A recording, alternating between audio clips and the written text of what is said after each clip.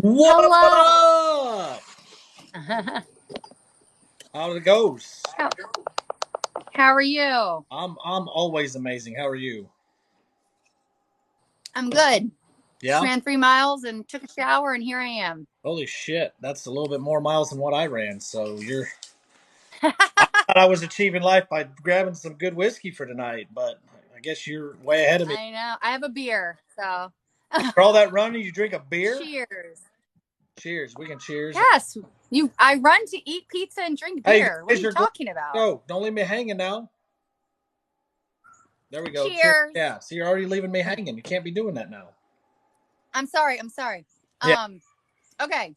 So I want to preface, because I like to preface that nobody is to mass report the lives absolutely. or videos or any of the above. Like, we're being civil and having a conversation, and that's what it's about. So 100%. if you don't like it, scroll. And no name calling. No Yes, yes, yes. no insults. We don't need none of that. Um, No, so my people don't go over to her page and leave any insults of what you disagree with her on, vice versa. and that way we can just keep everything civil. I mean, I think like when we had some private conversations, we wanted to make sure that like we could have conversation and show people in America that even though we disagree, we can still probably disagree still, but still remain friendly Yes. conversations and whatnot. So that's kind of the goal. That's what I like to do. Um, I debated a lady last night, and I've debated like moderate Democrat. Okay, yes. We both were able to I all know of us my were able to walk right. away, you know, friendly still. Moderate Democrat and I still Mhm. follow each other, still friendly with each other. So, and same with the doctor and I last night. So Oh, yeah, I heard the doctor. I heard about that. I heard yeah, about that. That's it awesome. was fun. It was really fun. Yeah, That's just like good. actually moderate Democrats in here. He said two Americans just talking, and that's all it is. Well, like I told you in our Okay. chat too, that like Yeah. obviously your people are going to walk away no matter what and say, "Oh, you destroyed him." My people are going to walk away going, "Oh, you destroyed her." Like there's not going to probably be. They're partial. They're partial. Of course they It's called partisanship. exactly. Um, Yeah. I so get it. yeah, and so I already know that watching plenty of debates. Like I already know that they're both The of our movement is small. The movement is small. yeah I get it. yeah. But if I we get it. show conversation, show that we can actually have good civil conversations here in America again, it would be nice. Yeah. I miss that. Okay, so I want to start with a question for you, Okay. because I know you're like a constitutionalist. You're big, you're a big person, like for personal rights, property rights, 2A, right? Mm-hmm. So I kind of have like a lead in question.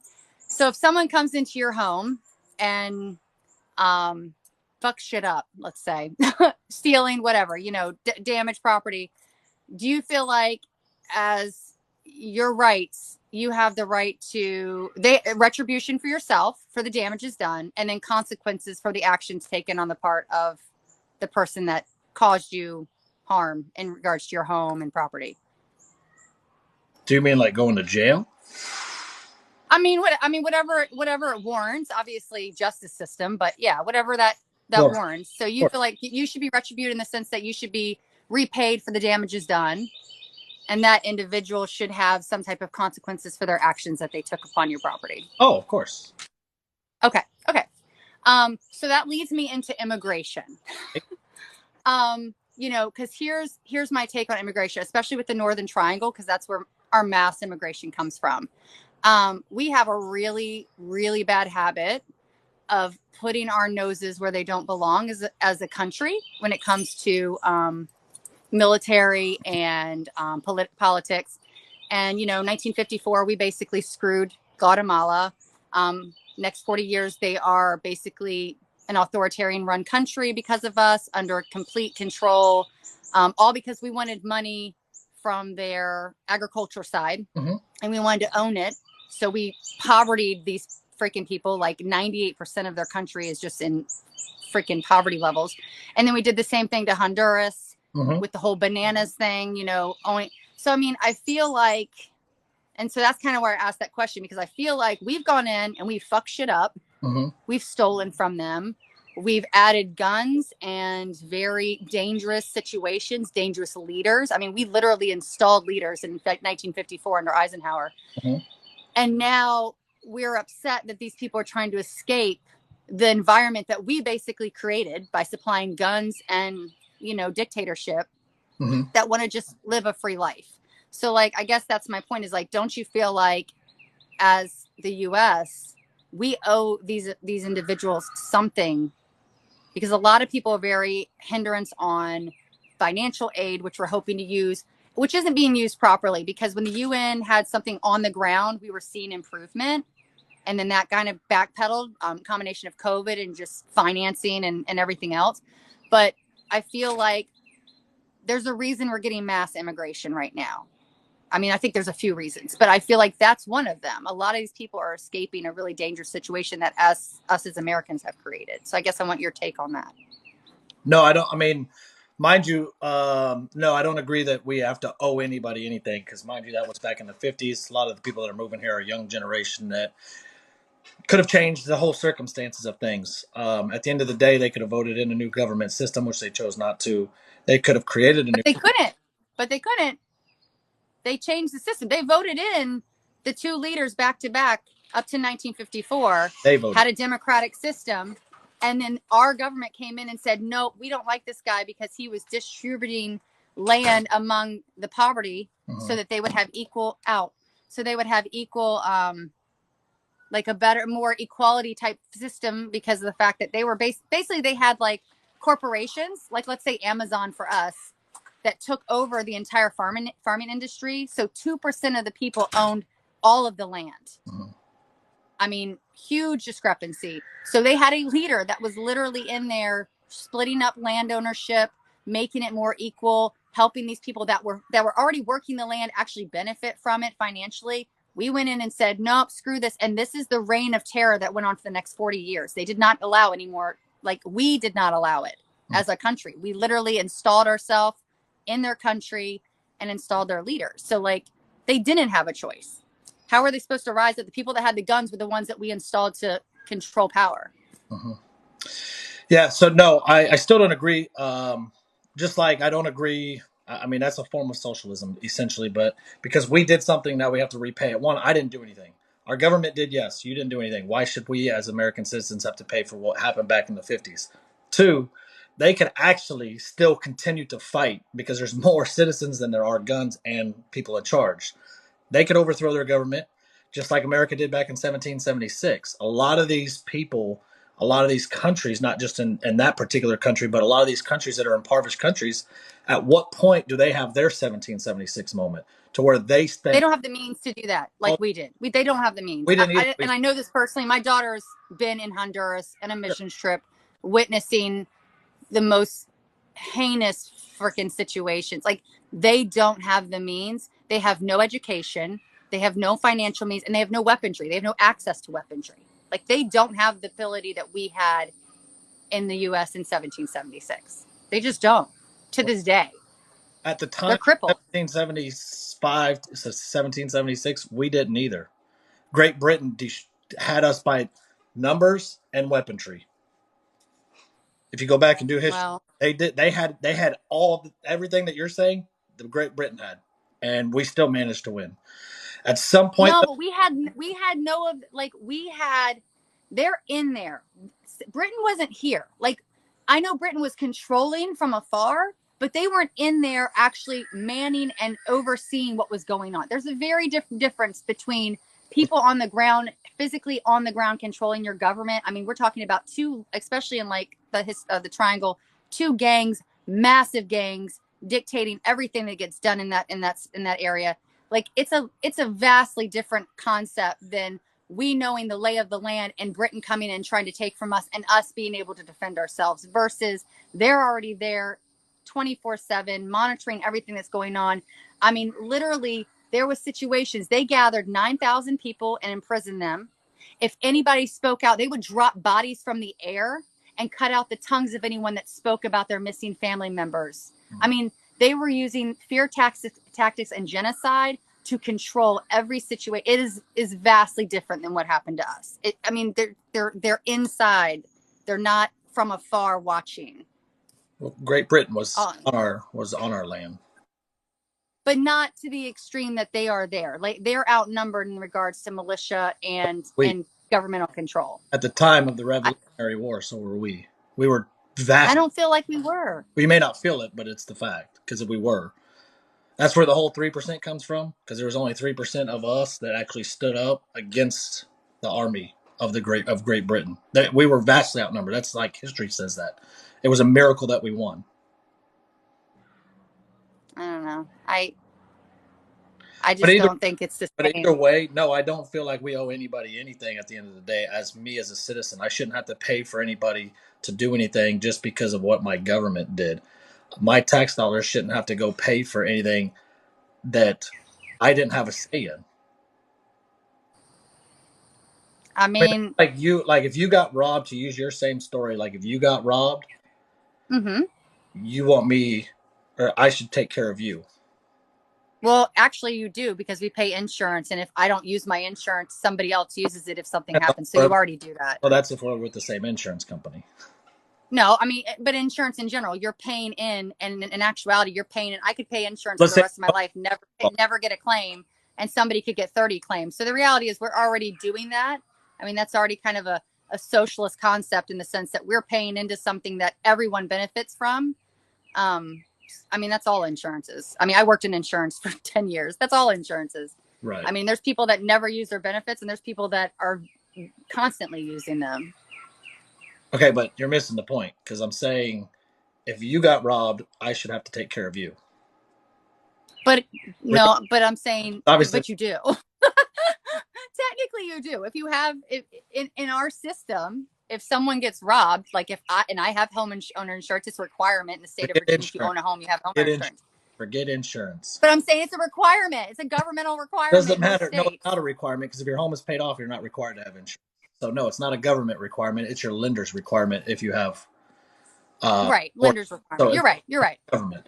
So no, I'm talking about mindless of insurance. I mean, we can't claim insurance for Guatemala. So we got. Well, if somebody breaks into my house, I'm going to get retribution from that individual, whether it be through a litigation, maybe, whatever the case may be. Maybe. I mean, that's going to be my purpose. That's what the justice system is for. So there is a purpose behind that for us to get reimbursement for what we lose. Right, but I shouldn't have to pay for somebody else, regardless. That's my point.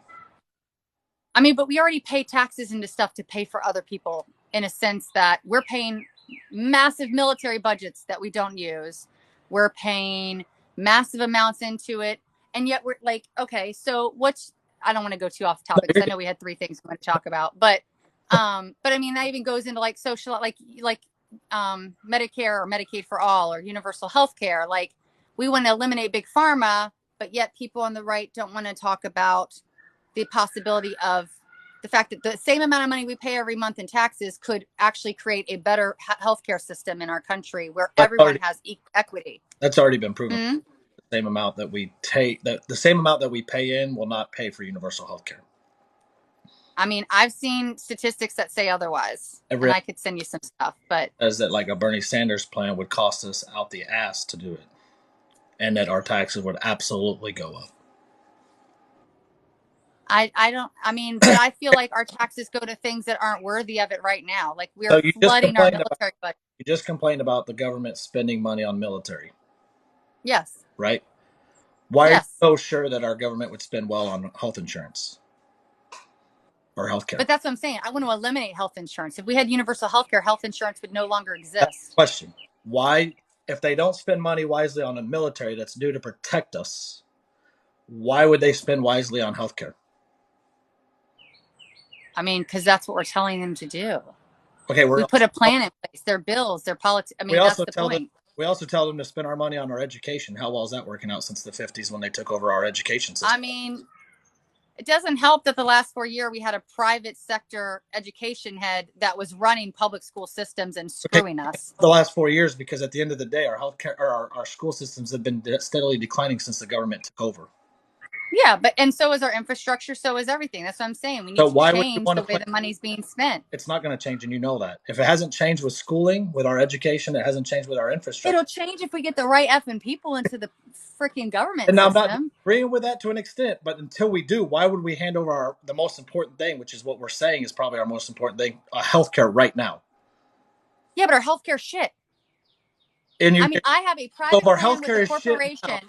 so Yeah. our education system was good back in the 50s before the Department of Education was formed, and it's done nothing but this. So now you expect our healthcare to be shit and all of a sudden go up with the same government. No, that's what I'm saying. Those things need to Let's vote change. We're in the not voting people. in people that are changing it. We're voting in dinosaurs that are doing the same bullshit over and over again. That's my point. So vote in the I same people, mean, and then maybe we'll talk about universal healthcare. right. I'm sorry.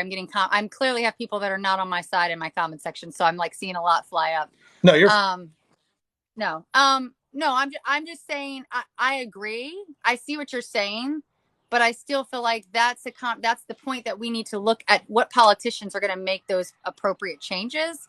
And personally, it's not, I mean, for me, I don't see Republicans making those changes. well. In all honesty, neither are the Democrats, and you can't say that they are because right now they have We need younger, the more Democrats at the end progressive. still aren't doing it though, because look, they've had full control. Where's the bill? Where's the bill for universal health care? Democrats have full control of the government right now. Where's Okay, they don't have full control. We have Manchin and Simina. We do not. They're freaking Republicans in disguise. We do not have full control of our freaking Congress right now. where's the They are. bill? What do you mean? Where's the It doesn't exist. huh? It doesn't exist. Right, they have HR 1 up in there, which they will federalize election system. But where's the so what's the Democrats' true plan here? Because all they have to do is pitch a plan. Manchin voted for Obamacare. Yeah, because that's a friggin' band-aid. That's all that is. Well, Obamacare's a band-aid. but is what my point is that they're showing that their willingness to go to some sort of universal health care with Manchin included. So they do have full control in that aspect. But they don't have full control because on a bill like that, they need a majority vote. They're not going to get the Republican numbers they need. Oh, y'all So got that's not Romney. true. He's all about universal health care. Romney is. I know, but we need 11. We need more than 3. Right. We need 11 senators to vote yes, and we don't have it. And they've told us time and again they're going to block it. I mean, they're straight up saying we're going to block anything you bring just because it's from a Democratic side. I mean, they're not even like hiding shit. Well, the Republicans are just like the Democrats. I mean, this is the point like that we have within our government in general is that when the Republicans are in charge, at the end of the day, you can blame Republicans, but where were the Democrats even in 2017 or 2010 whenever they passed Obamacare? Why didn't they just go universal right then? They had the power. It was the same situation Nope. though. We didn't have a vast majority. Did you know that? You know what? I'll be straight up honest. Obama screwed himself. He shot himself in the foot the first 2 years that he had full control. Mm-hmm. And then, of course, he lost control in that election year up to in Congress. They all. And then after that, he was done. He was blocked from that. I mean, we haven't had good bipartisanship since Clinton. I mean, let's be real. Yeah, like we haven't had congressmen that could like work together and get shit through and actually have conversations since Clinton. I mean, it's depressing. I 100% agree there. I'd say we even had some bipartisanship in Bush's era because the Patriot Act went clear. It was the most probably non-bipartisan bill. Yeah, I know that Obamacare was passed in 2010, but go look at the Senate vote. It was not even close, and 100% of the Republicans voted against Obamacare, and it still passed by a wide margin with 73 Democrats voting against. Yeah, but I'm telling you, the problem is we have someone, like I said, I mentioned Manchin. Manchin's already said he won't even vote yes on a bill, like the voting bill, without the Republicans agreeing to be bipartisan. I mean, so he's saying no just to side with Republicans. So, I mean, I feel like we don't really have control. I feel like that's a bad argument. So go back to you want bipartisan. Now you have a Democrat that wants to be bipartisan and you're trashing them for it. I'm not trashing because it wants to be bipartisan. I'm trashing because of the fact the Republicans have made it very clear that they have no desire to be bipartisan, and he's still siding with them. Have you seen and the I feel bills, like though? What's their that's on the bills that are introduced? I mean, having a conversation for starters. They don't want to talk about it. Well, because it's not like I mean, let's look at when they didn't have the power. Mitch McConnell blocked 500 bills that came through that were approved. He blocked 500 bills. They didn't even get even put out to discuss. How many I did mean, the House block during Trump's 2 years? huh? How many did the House block during Trump's 2 years? Not 500. Well, because mind you, Obama had 6 years compared to Trump's 2 years of not having bipartisan. Right.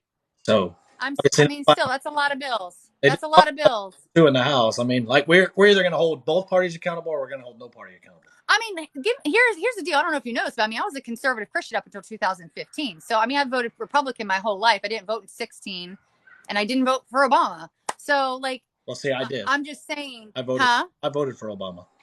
Yeah, I didn't actually. But I'm just saying, I am fully aware that both sides of the political fence, you know, need to come together and have conversations. I mean, just like we're having one here.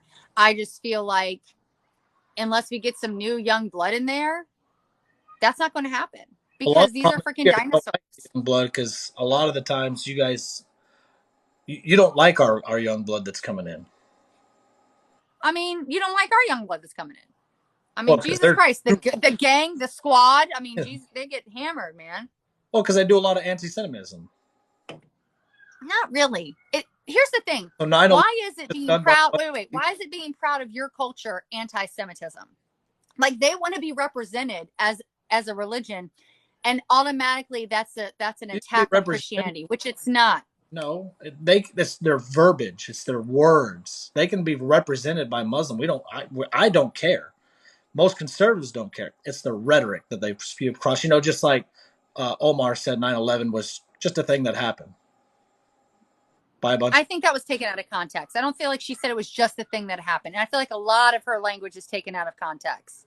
It really is. Well, I think there's people on the right that are taken out of context. Are taken out. But then you got MTG over there who literally she's taken out spews anti-Semitism. She's taken out of context. See? Really? I mean, we can play this game. But I watched a full-length video of her, like, scouring the Congress halls before she was a congresswoman. I did, too. And I want to talk to her about the hijab not being a part of it and, like, telling her basically she shouldn't get to wear her thing and she shouldn't get to swear on the Quran when that's not a thing. Like, that's pretty anti-Semitic. She's basically saying her religion doesn't matter because she's an American now. Like, that's pretty much what she was saying in those videos. Well, I think it's taken out of context. I watched the full-length video. It wasn't taking a she literally said, I need to have a conversation with her. Where's she at? She was hunting for her room because she wanted to tell her that her hijab and her Quran were not acceptable. Well, that's not what we do in America. I watched the whole video of Omar, and she literally downplayed all of 9/11. Well, okay. You see what I'm just saying? I feel like MTG is toxic. I think MTG is toxic. Comparing vaccinations to the Holocaust. I mean, come on. Like, nothing this woman says. I feel like of all the representatives of Republican, that's the one that you guys should be like, yeah, she's a little on the alt-right wackadoo side. Like, I'm not saying that there is, but like, if you can't even acknowledge that your left is alt left for all intents and purposes, that they're so far left, if you can't even admit that, this is what I'm saying. Like, we've got to have accountability at some point. Yeah. I just feel like with Omar, she's just trying to bring attention to the rights of Muslims that aren't terrorists and trying to get rid of and dismantle this assumption that all Muslims are terrorists. And I feel like in the process, she's getting viewed as anti-Semitic, like you said, or viewed as anti-American, which is not, I think, her point. Her point is trying to bring attention to the fact that she does not want that continued hate and rhetoric towards her class of people in our country and wants them to feel inclusive. That's what I think. And that's my perception. And obviously you have a different perception of her stances, but that's how I see someone who is trying to fight for fellow Muslim Americans to feel accepted. Sure. And feel like they're not being viewed as terrorists, because I mean, unfortunately, a lot of our history has put a very toxic stance and viewpoint on them. I mean, they talk about she shouldn't even be in the Congress because she was, not from America. Like, I just feel like she's trying to destroy a stigma around her culture and her religion, and it's being viewed as anti-American. And I don't think that's her intent. Let me put it that way. You feel like she's saying, I don't feel like that is her intent. And I feel like her conversations when she's trying to explain where she's coming from, it shows that that's her intent. Her intent is trying to destroy a stigma around Muslim Americans. Well, then maybe she should choose different words instead of downplaying 9/11. I mean, emotions seem to run real high in that Congress hall. So I'm sure there's some shit that gets said that shouldn't get said on both sides of the fence. Right, but if we're not going to hold one side accountable but hold the other side, that's where the issues if we stay divided. She still doesn't compare anti-vaccinations to Holocaust. I'm sorry, that really bothers me. Now, what do you mean by that? Okay. I didn't hear that quote, and I'm sorry for my ignorance. I don't follow. No. Oh, okay. So she basically was, she made like a public comment on an interview that people being, which nobody's being shunned for not being vaccinated, but she was assuming like, if we do this, like a whataboutism, like if we do this, that's equate to, the Jewish and the Holocaust. So she basically compared mass genocide to I can't get on a plane because I didn't get vaccinated. So it was her idea of trying to make it about a rights thing, but she went to a level that took it a little too far. And then people attached to that, like that woman, in Louisiana, I think she was, or maybe I can't remember exactly. No, Nashville, Tennessee, who then made Star of Davids that said unvaccinated and were selling them along with hats and just really digging into this, comparing vaccinations or lack thereof to Holocaust survivors. Well, first of all, people that are not vaccinated are being shunned, shamed, even on TikTok. Everybody. I'm an anti-vaxxer in general. Like, my kids are not vaccinated at all.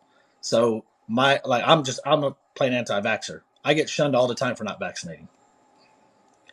I know people that have gone to the doctors recently, and the doctors asked if they wanted the COVID vaccine, and they were shunned by the doctors, shamed by the doctors. Do you think maybe Marjorie Taylor Greene might have been talking about the vaccine passports that in regards to the Holocaust of having to carry around a document that you got vaccinated as to well, first off, that's not a thing yet. But second of all, keyword, hold on, keyword, because you said yet, because it is. It's going to be a thing. Well, I mean, it's not. Biden said out front, and his press secretary have both confirmed that is not happening. That he also said that he was going to issue a nationwide mask mandate, and he didn't do it. So I can't take his word for it. One, he's a politician. No, they said they would. They didn't issue a mask mandate. They issued a federal one for airlines, but they didn't issue one for states. And they said that it was a recommendation. Obviously, the states got to dictate what they did. That's because which is what we were trying to tell the left during the whole COVID thing with Trump. Whenever they said Trump wouldn't do anything, but I supported the mask mandate. So I can't really that's an argument that I feel like we can't really come to terms with. Because I've seen 22 individual peer-reviewed studies that have shown mask work since COVID came to be, and why the information had changed from say last February, into to April and May of last year. Mm-hmm. I mean, there was all of these peer-reviewed studies that shows it cuts the transmission by 88 to 98%. I mean, those are significant numbers that show mask work. So when Texas and Florida opened up and our numbers went skyrocketing down without masks. Yeah, but I have some mixed feelings about that. One, because I feel there's some really legitimate tales that DeSantis has been and Abbott fudging the numbers. Don't even try to say Abbott because Abbott's a fucking shrewd. I hate Abbott. So don't. No. I'm not saying Abbott's fudging our numbers have gone down faster than DeSantis's numbers. Okay, but just 3 days ago, y'all had 6,900 new cases. Yeah, but you have gone 8 back days up ago we had last week. 0. You have not had 0. I've looked at y'all's numbers before I had this conversation. There's not been a day where you had 0 deaths reported on one day. And okay, 0 deaths maybe, but I'm talking about cases when he dropped the mandates, when you started to get vaccines. And we went down. But the thing is, there's data about the fact, and I know people live in Texas that have continued to wear masks, have continued to social distance, have continued to do all of that. So the thing is, you're looking at a correlation where he took the mask mandates, and people that believe in the mask mandates got more restrictive on themselves, more recluse. And more power to them. I feel like the numbers. More power to them. I've got nothing wrong with it. No, but I'm saying that's going to impact your numbers. That's going to impact your numbers. If you feel like that, that's my whole point when it comes to all of this. Like, at the end of the day, you as a human being have the obligation to do whatever you need to do to protect you and your family. Same with me. I don't have any obligation to protect you. None. But why do you think that? It's not what I think. It's what I know. That's a fact. I have zero obligation. I mean, constitutionally, Like even as a We human being, I have no authority. I have no way of protecting you. I don't have to. right, but as an American citizen, as a fellow man, isn't that kind of what you should want to do? Why though?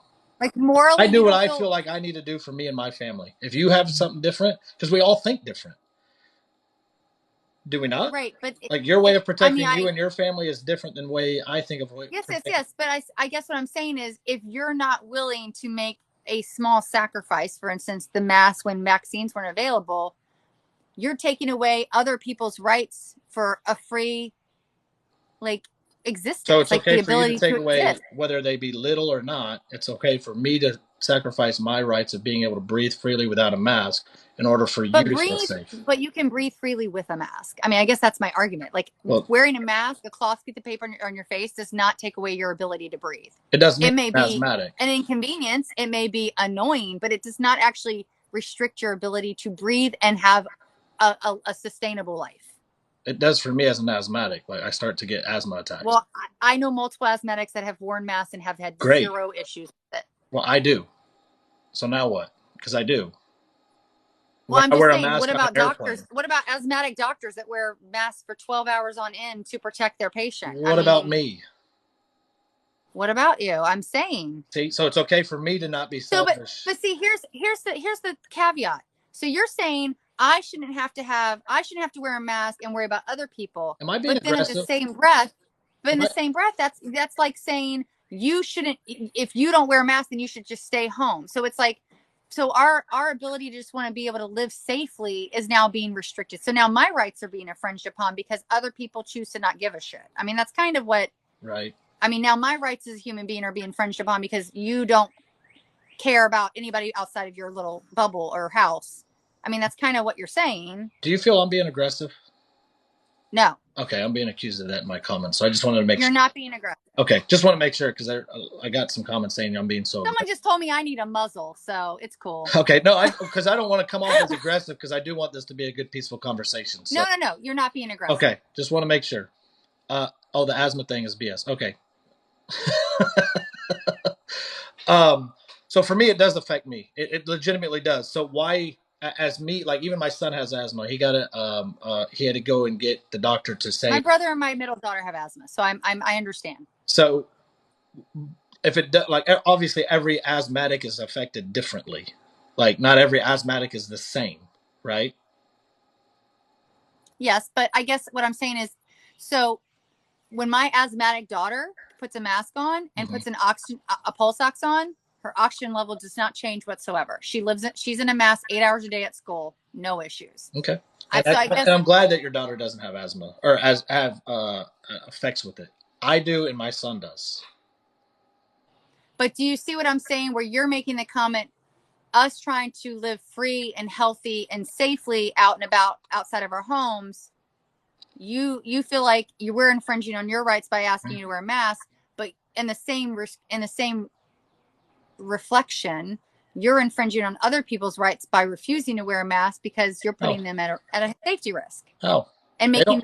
they don't have to leave. Like it's a choice. Everything's a choice. But that's what I'm saying. But see, that's the point. That was the point of my argument. Okay. You're saying I don't have to leave. Well, I can make that same argument about you. You're not concerned about other people's health and well-being. So why should you leave that? You know what I'm saying? Like, well, that's it's the whole not a thing fair with freedom. argument because we both can look at the same side of a coin. Sure. And that's the glorious thing about freedom. It's all about choice. But so, like, speaking of Constitution, though, like the 10th Amendment, wait, am I saying that right? Is it 10th or 14th? That gives the states rights. So, like, the states can mandate masks. How do you feel about that? Because many states did. Well, it's my state including, and I didn't obey. So that's so there you're being asked to do something for the public wealth, safety, and health of others. So you don't feel like you were infringing on their rights by refusing that? Why not?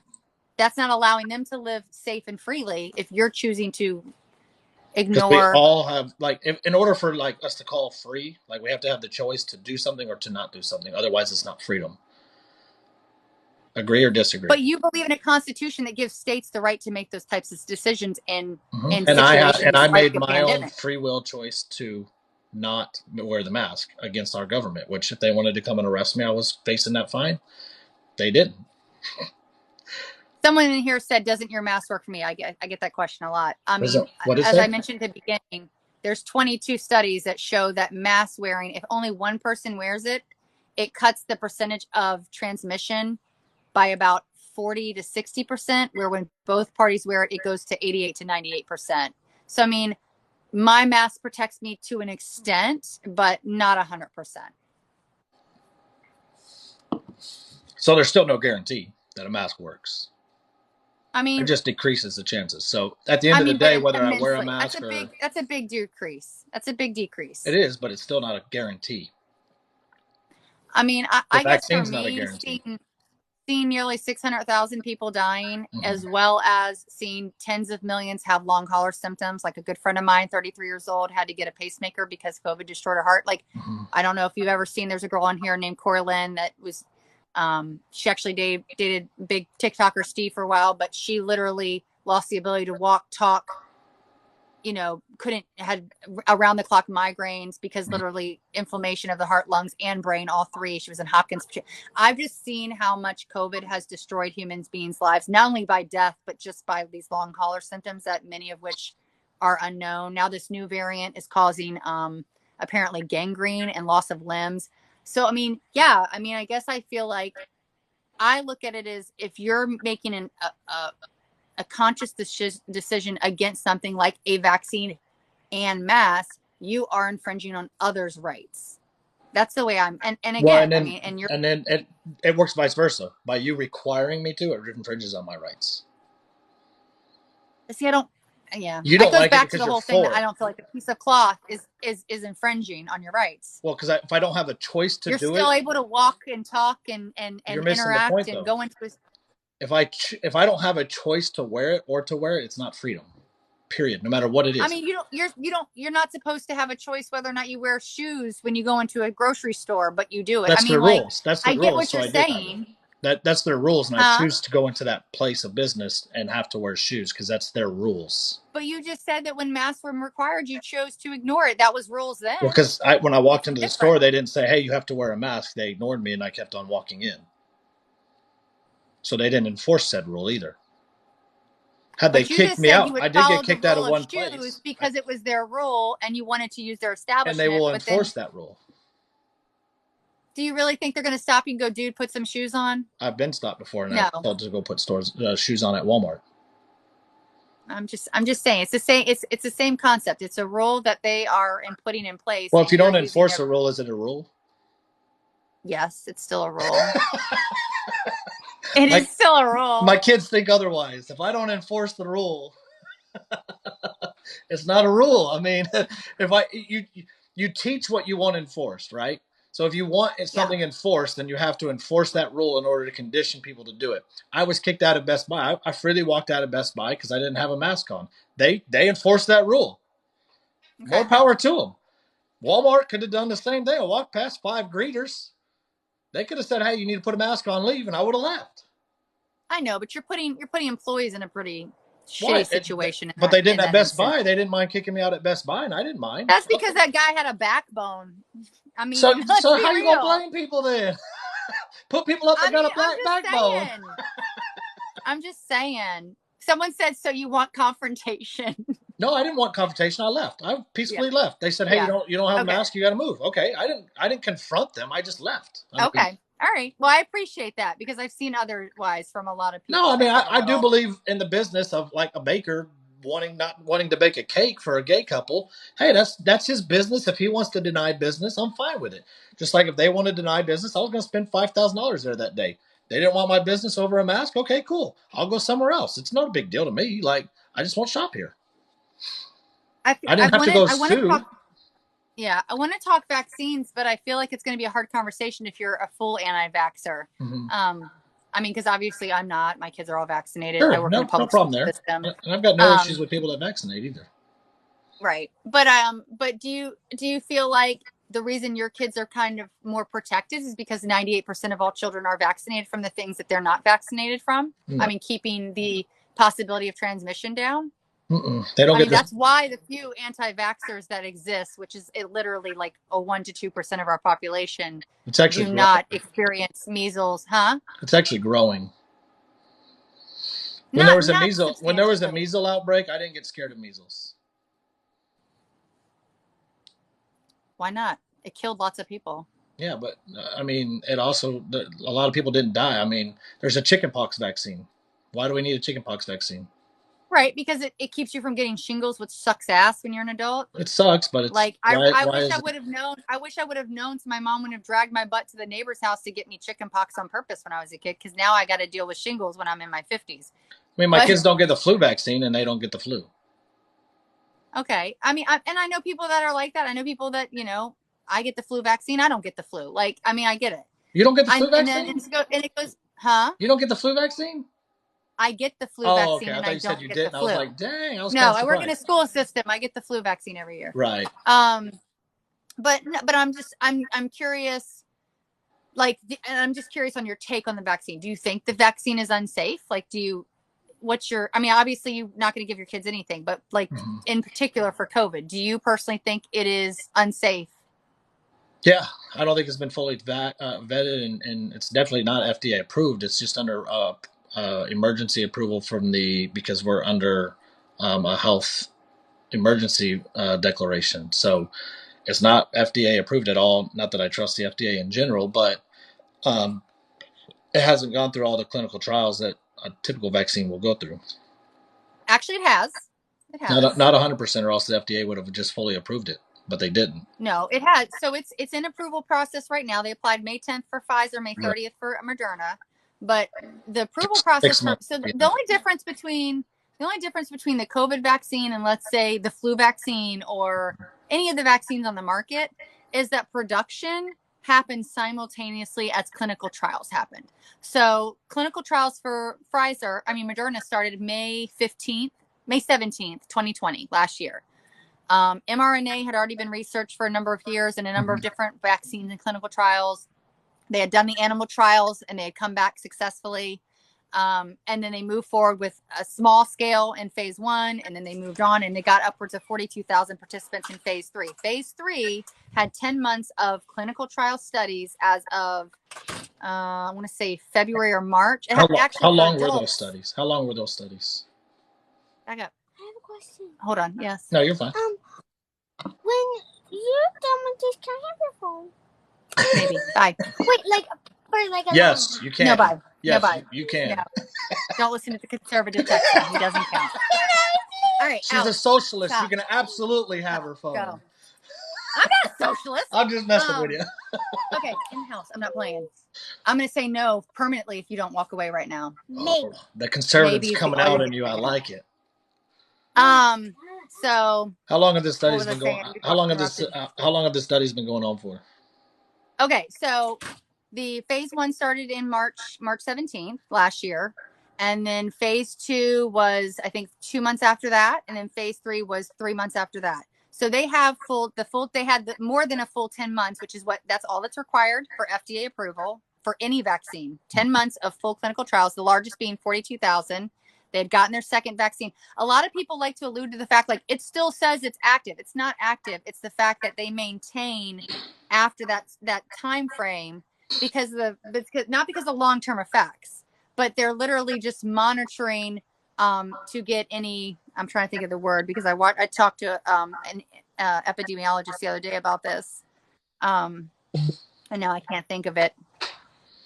But basically, so like I said, so they had their 10 months worth of full data, no severe adverse reactions. Every vaccine shows adverse reactions in that basically in the first like 6 weeks tops, but they say 2 to 4 months to give it a little bit of leeway, a window. But again, like there's no severe. Every time something looks like a more than a coincidence, like for Johnson & Johnson, when they started to see a handful of blood clots, which ended up being 1 in a million. But when they saw that, they paused it. They wanted to really do their research, figure out exactly if there was a correlation versus, causation versus correlation. And then they realized, no, they're not. This isn't substantial. This number of clotting is normal in general population. It kind of the same thing with the VAERS. A lot of people like to reflect to VAERS. 6,000 people have died. I'm like, no, 6,000 to 8,000 people die a day anyways from all known causes. So obviously in that number, 10 to 20 may be vaccinated when we're talking about 49 or 51% of the population being fully vaccinated. I mean, inevitably people are going to die, not because of the vaccine, because people die, especially when you're talking about that high of a population being vaccinated. And I feel like they're being even more cautious and on top of it because of the fact that we're doing mass vaccinations and we're seeing results immediately. It's not like a flu vaccine where we get 30% of population get it maybe. I think it's So it's just, yeah, it probably is lower, but I'm just saying, so it's the fact that we're doing such a large scale vaccination. So obviously you're going to hear about every little thing, even though in the grand scheme of things, it's probably 1 in a million or 1 in 10 million versus a causation issue. Does that make sense? Mm-hmm. So how do we know Yeah. how do we know what the long-term side effects are of the vaccine? I mean, my thing is, and like I said before, and a lot of people question the mRNA. We've had thousands of people that have experienced mRNA in some form vaccination. It was used in cancer vaccines during several clinical trials. It's been used. I want to say they started using it in human trials since 1996. Someone said. I saw some patents that were dated around 2000, early 2000s, but I don't know if you know who Jess 2019. She actually had a video recently that showed the first clinical trials were done in 1996 with mRNA. But the evidence and data from those trials has shown there's no long-term effects from that particular part of the vaccine. And that's the one that a lot of people are questioning because most of the ingredients in these vaccines are standard vaccine ingredients, But of course, the mRNA is the one that people are really like, oh no. But mRNA is just, I feel like it's the future of vaccine and medicine in general. I feel like it's going to change things for HIV, for cancer. So again, I feel like the pros of this vaccine definitely outweigh the cons of what I've seen personally and just in general from COVID. That's why I made the decision for myself and my family. And Sure, no, my daughters. and I don't actually, even being an anti-vaxxer, I really don't give a shit. Like if people decide to vaccinate or not. I'm actually on record of defending conservatives that were attacked for getting the vaccine, and I've defended them of getting the vaccine because at the end of the day, it's none of my business. Whether you choose to get the vaccine for you and your family or I don't. It's none of my business what you do and what you feel is safe for you and your family. Now, the question I have is obviously the CDC came out, I think it was yesterday or earlier last week, that said that heart inflammation within young men are higher than expected from the Pfizer and the Moderna vaccine. So heart inflammation within young men is probably a little bit of a concerning issue, correct? Actually, I'm just curious if you looked this up because I did. Heart inflammation in actually teenagers in general in that age group is actually more common than people realize. But And this for the kind of goes back CDC to come out and directly correlate it to the vaccine But did they should be give pretty direct concerning. causation or did they say they were investigating it? Because I feel like they have not come Well, out they and said that actually it is. confirmed that it is direct They causation. said that it is an alarming thing that they are investigating. Okay, But don't you think that the CDC would know that heart inflammation in general in young men is higher? So why would they even issue that kind of statement? I'm just looking to see if they. Sure. So I'm looking at an article from yesterday. It says they're continuing to investigate. Right, that's why I said investigate. So wouldn't they already know, the CDC knowing all the medicine and all this stuff, that they would already know if they do already know that? That's why they're investigating, because again, this goes back to what I said earlier about the mass numbers that are being vaccinated. They're paying attention to anything that seems strikingly. Why are they having an emergency meeting over a cluster? If they're not concerned about it, if they're not that concerned about it, why are they having an emergency meeting over it? Because it's just like with the blood clots. It's one of those things that they want to be clear and informed before they tell the public yay or nay. They didn't do a whole emergency meeting from it. The FDA just paused the Johnson & Johnson. The CDC. They did emergency meetings for the blood clot, just like that. They did emergency meetings. And then because I guess I want to say they had either one or two, and somebody that's a doctor maybe in here to confirm, had two that they believed were causation of Johnson & Johnson deaths. they paused it and did more I know that like I do know that they paused it. Yes, I don't remember it. but in regards to the inflammation, and I'm just gonna look it up real quick because Sure. I can't remember the exact percentage. I'm gonna take another pour. Mm-hmm.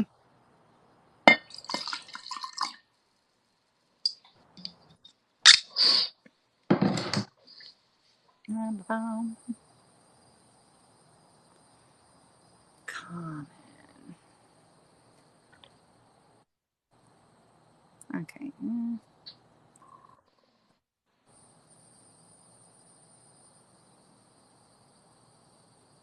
So where is it at? Oh, Texas Heart Institute. Can't use Texas. They might be fudging numbers. I see. All right. Which I find interesting that you think that Florida would you sound like a conservative when it comes to the numbers, though. You sound like a little conspiracy theorist whenever you mentioned It's earlier not that well, I mean, I think that it's the for me, it's Florida that raid. government would fudge No. numbers. Because that raid, the woman that was originally employed under DeSantis that was doing monitoring for COVID numbers, she got dismissed. Then she was continuing to monitor numbers and keep data, and they raided her house. And I mean, that's not making conspiracy. That's some shady shit going on. I mean, coming and raiding her house and taking her computer data and the conspiracy theory comes from saying that Governor DeSantis is fudging numbers. But I'm saying, I feel like that's what you that's what I'm saying. I mean, because I think that if he's stealing data of someone who is keeping factual numbers because he's worried of them getting out, that to me says he's hiding something.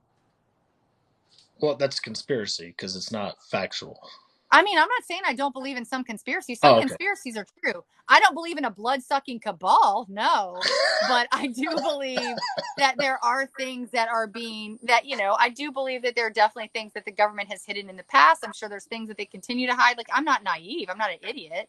Okay. But I do feel like in that instance, he is going to do whatever he can to make his state, especially since he's been so adamant about the things he stands for, make his state to continue to be in a positive light. Is all I'm saying. So, and I think it's interesting. So you don't think that of Texas, that he right? rated, huh? You don't think that of Texas, right? Or do you?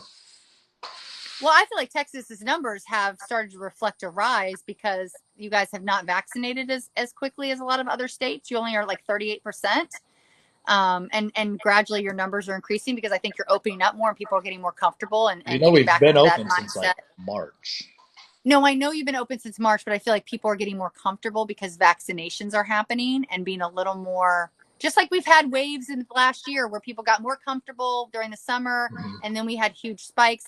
I think that's a natural progression. I feel like people get that, okay, let's get back to normal. I'm over this shit. Like, let's have normal life. And they get comfortable in that and they get back to their old habits and then numbers start to go up. Well, the funny thing is I've seen that in liberal cities and states of people documenting like the Philadelphia Phillies game, which is obviously in PA, which is obviously a liberal state, liberal city, that they were packed in their stadium at the Philadelphia Phillies game, and there was next to nothing in masks.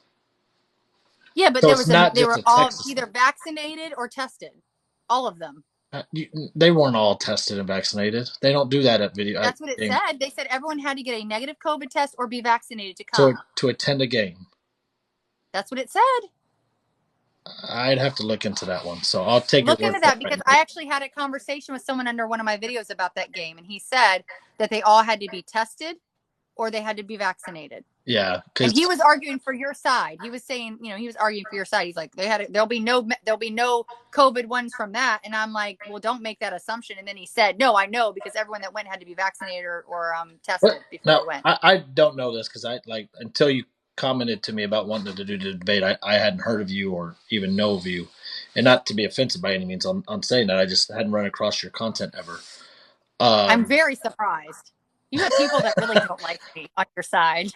Well, once I started telling people I was debating you, then like all that stuff. Everyone's like, runner sucks. Yeah. Like, I mean, like I was getting the warnings of like, I guess you take down accounts and stuff. So, I mean, I do not take down accounts. I have never. Oh my God, so frustrating. I mean, I didn't care either cannot way. help Obviously, what people do. I was honoring my word and my response of people like saying, "Hey, she's gonna take it down your account." I don't give a shit. Like it's a fucking TikTok. I don't really care at the end of the day because when I turn my TikTok off, I go and live life. But now I forgot where I was going to go with that. Oh, what state are you in? Sorry. I'm in Virginia, so I'm in a purple state, but I have a blue governor, and very blue we voted governor. blue. A very blue governor. I have a very blue governor. Hey, but our numbers have been good, so don't knock my governor. Is that because he wears blackface whenever he wants, or no? God.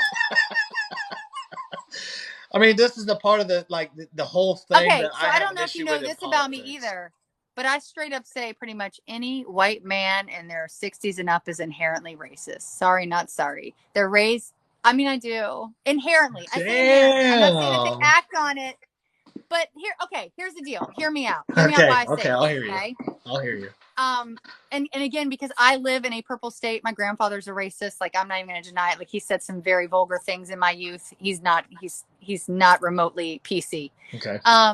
But it's the fact that I'm not saying all people act on it, but I feel like the generation that they're raised in makes it more accessible. Okay. That time frame. I mean, we're talking civil rights movements. We're talking Reconstruction. Like, that time frame that they existed in was very toxic. Like, for instance, my grandfather has a lot of anger because segregation happened when his kids were young, and he had to watch his kids get bused downtown, and downtown gets bused to uptown and the better schools. And so it's not that I'm this is only in all our. This is only in men. Huh? This is only in men. Oh no, not. Oh, because you said 60 men. You said 60 plus men. Saying, so I just. But I mean, unfortunately, up until recently, our government has been pretty dominated by white politicians, male politicians. And you Democrats keep voting them in. I mean, we need some damn better options. I got a fabulous woman in in Virginia that's getting ready to run that I hope gets in.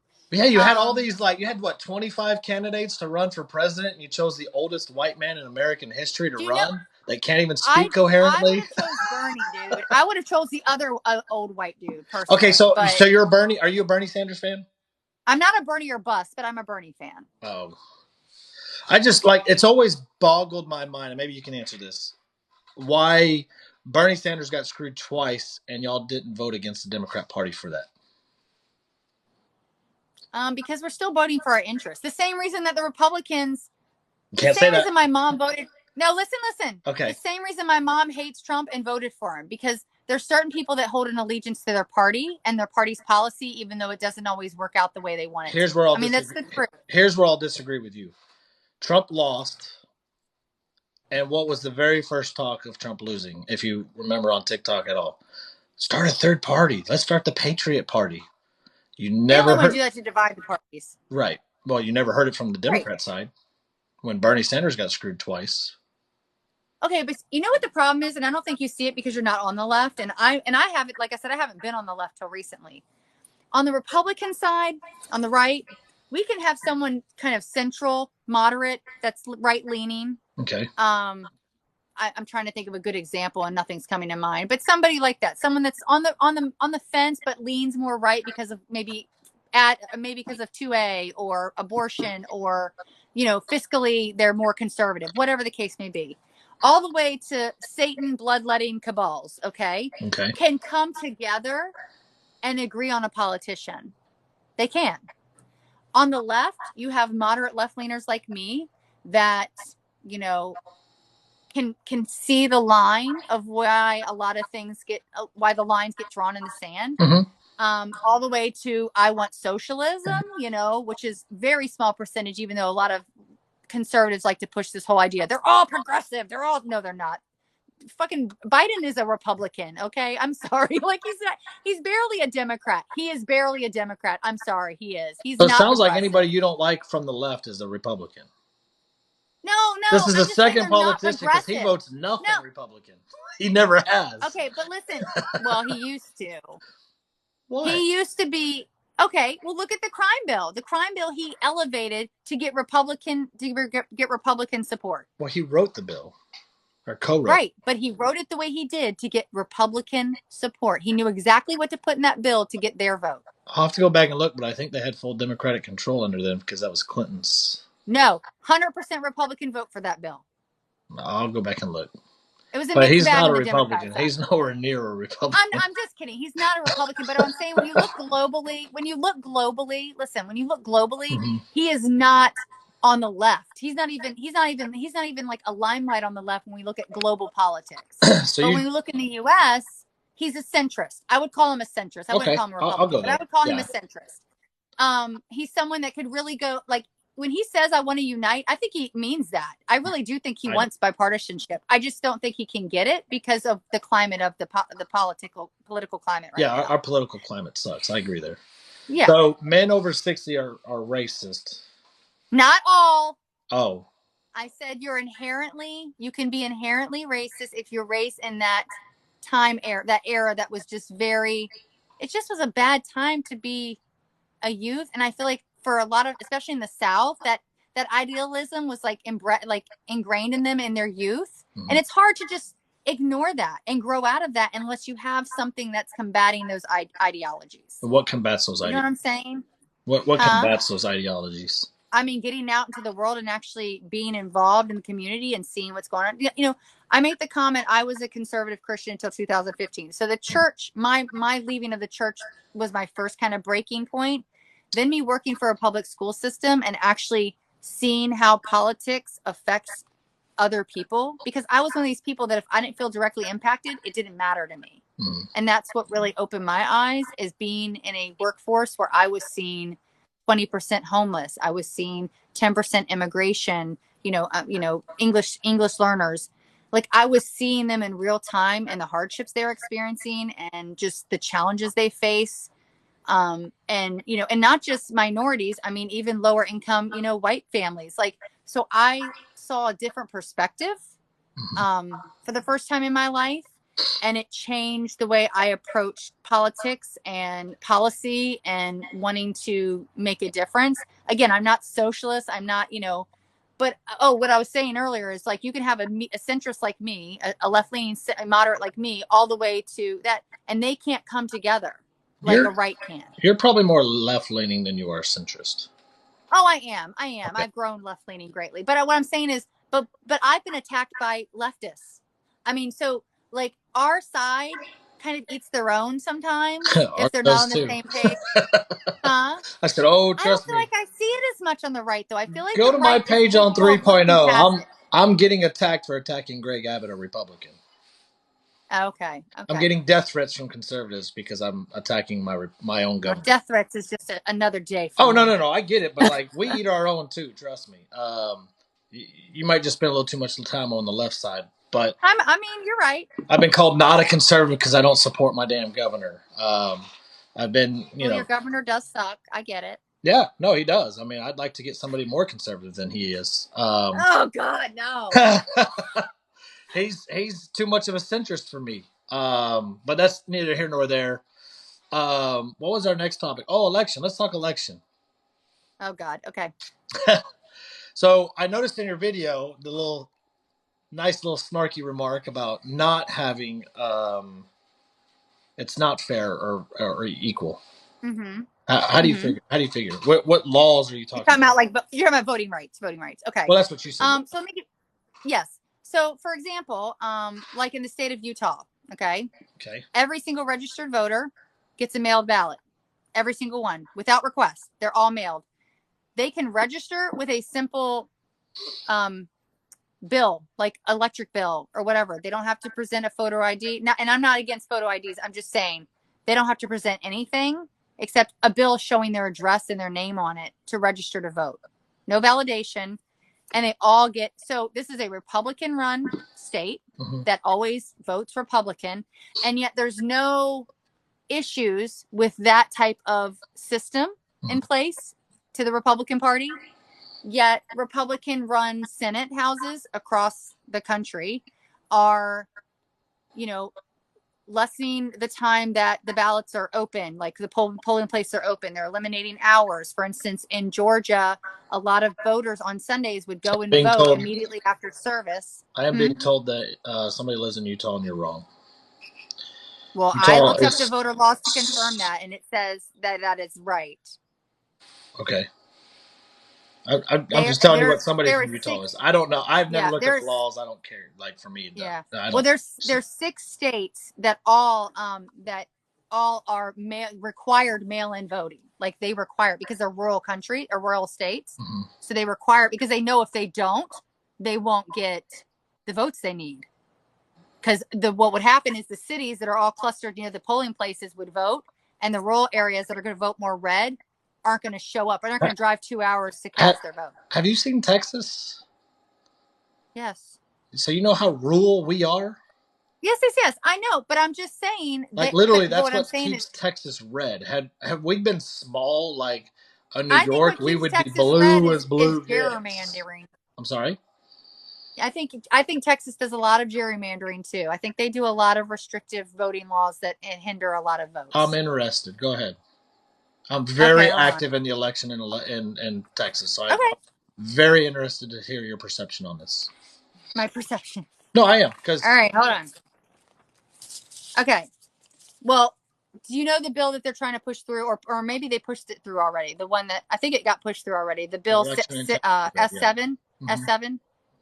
Okay, so they changed the verbiage last minute, which I thought was kind of messed up. They changed it to preponderance of evidence, which in other words means they could overturn an election with just without illegitimate evidence in something as simple as a civil case lawsuit. So not even like a criminal case. Well, you still need evidence to overturn it. It says preponderance of evidence. That's the literal verbiage that's now in the bill. Right, but is what they're trying to say is that very simplified. Basically, they're leaving it up to the voters to decide, like, hey, if you guys want to take this to court, we can look at it to see if we can overturn it. So they're literally putting it back to the voters. Someone said Texas is purple. Howdy from North Dallas in my comment section. Texas ain't purple. But okay. Well, okay. So why did they ban 24-hour voting? They banned drive-through voting. We've never had. We never had 24-hour. We never had 24. Yes, you did. Yes, you did.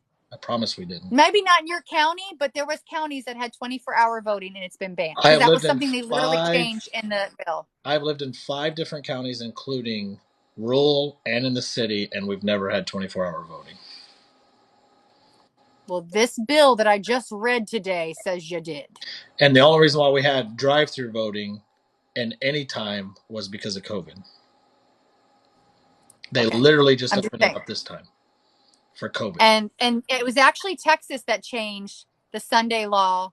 So previously on Sundays leading up to the election, because I guess they had like a 2-week window of polling places, they were allowing voting to start at 10 a.m., which is usually right after service lets out, so people would immediately exit because there were some church members that were setting up transportation and helping with the voting, polling. And now they've moved it to 1 p.m., which is going to affect a lot of these people that would normally be getting out of church and going straight to vote. And actually, there's not dozens of counties in Texas. There's 252 counties in Texas, just so we can clarify that. Okay, yeah.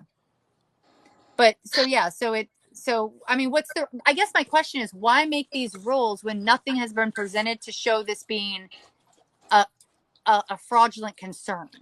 Just like the stupid arbitrary crap about food and stuff in the 2 states that passed that, where they can't hand people food or water while they're waiting in line. Like, we have it's very arbitrary. Like there's no laws or there's no past history of that creating a fraudulent election problem. So why make it a law? Like, what's the purpose? Why wait until there is something that's wrong? No. Because of the fact that I feel like these are being arbitrary to keep, like there was places in Georgia that waited in line for 4 hours, and now you're telling them if their family member drove up and handed them a water, they could be prosecuted for a federal crime. I mean, that's what that law says. That's how extreme it could be conflated to. So that's ridiculous. Because it's illegal. You think an old lady waiting in line?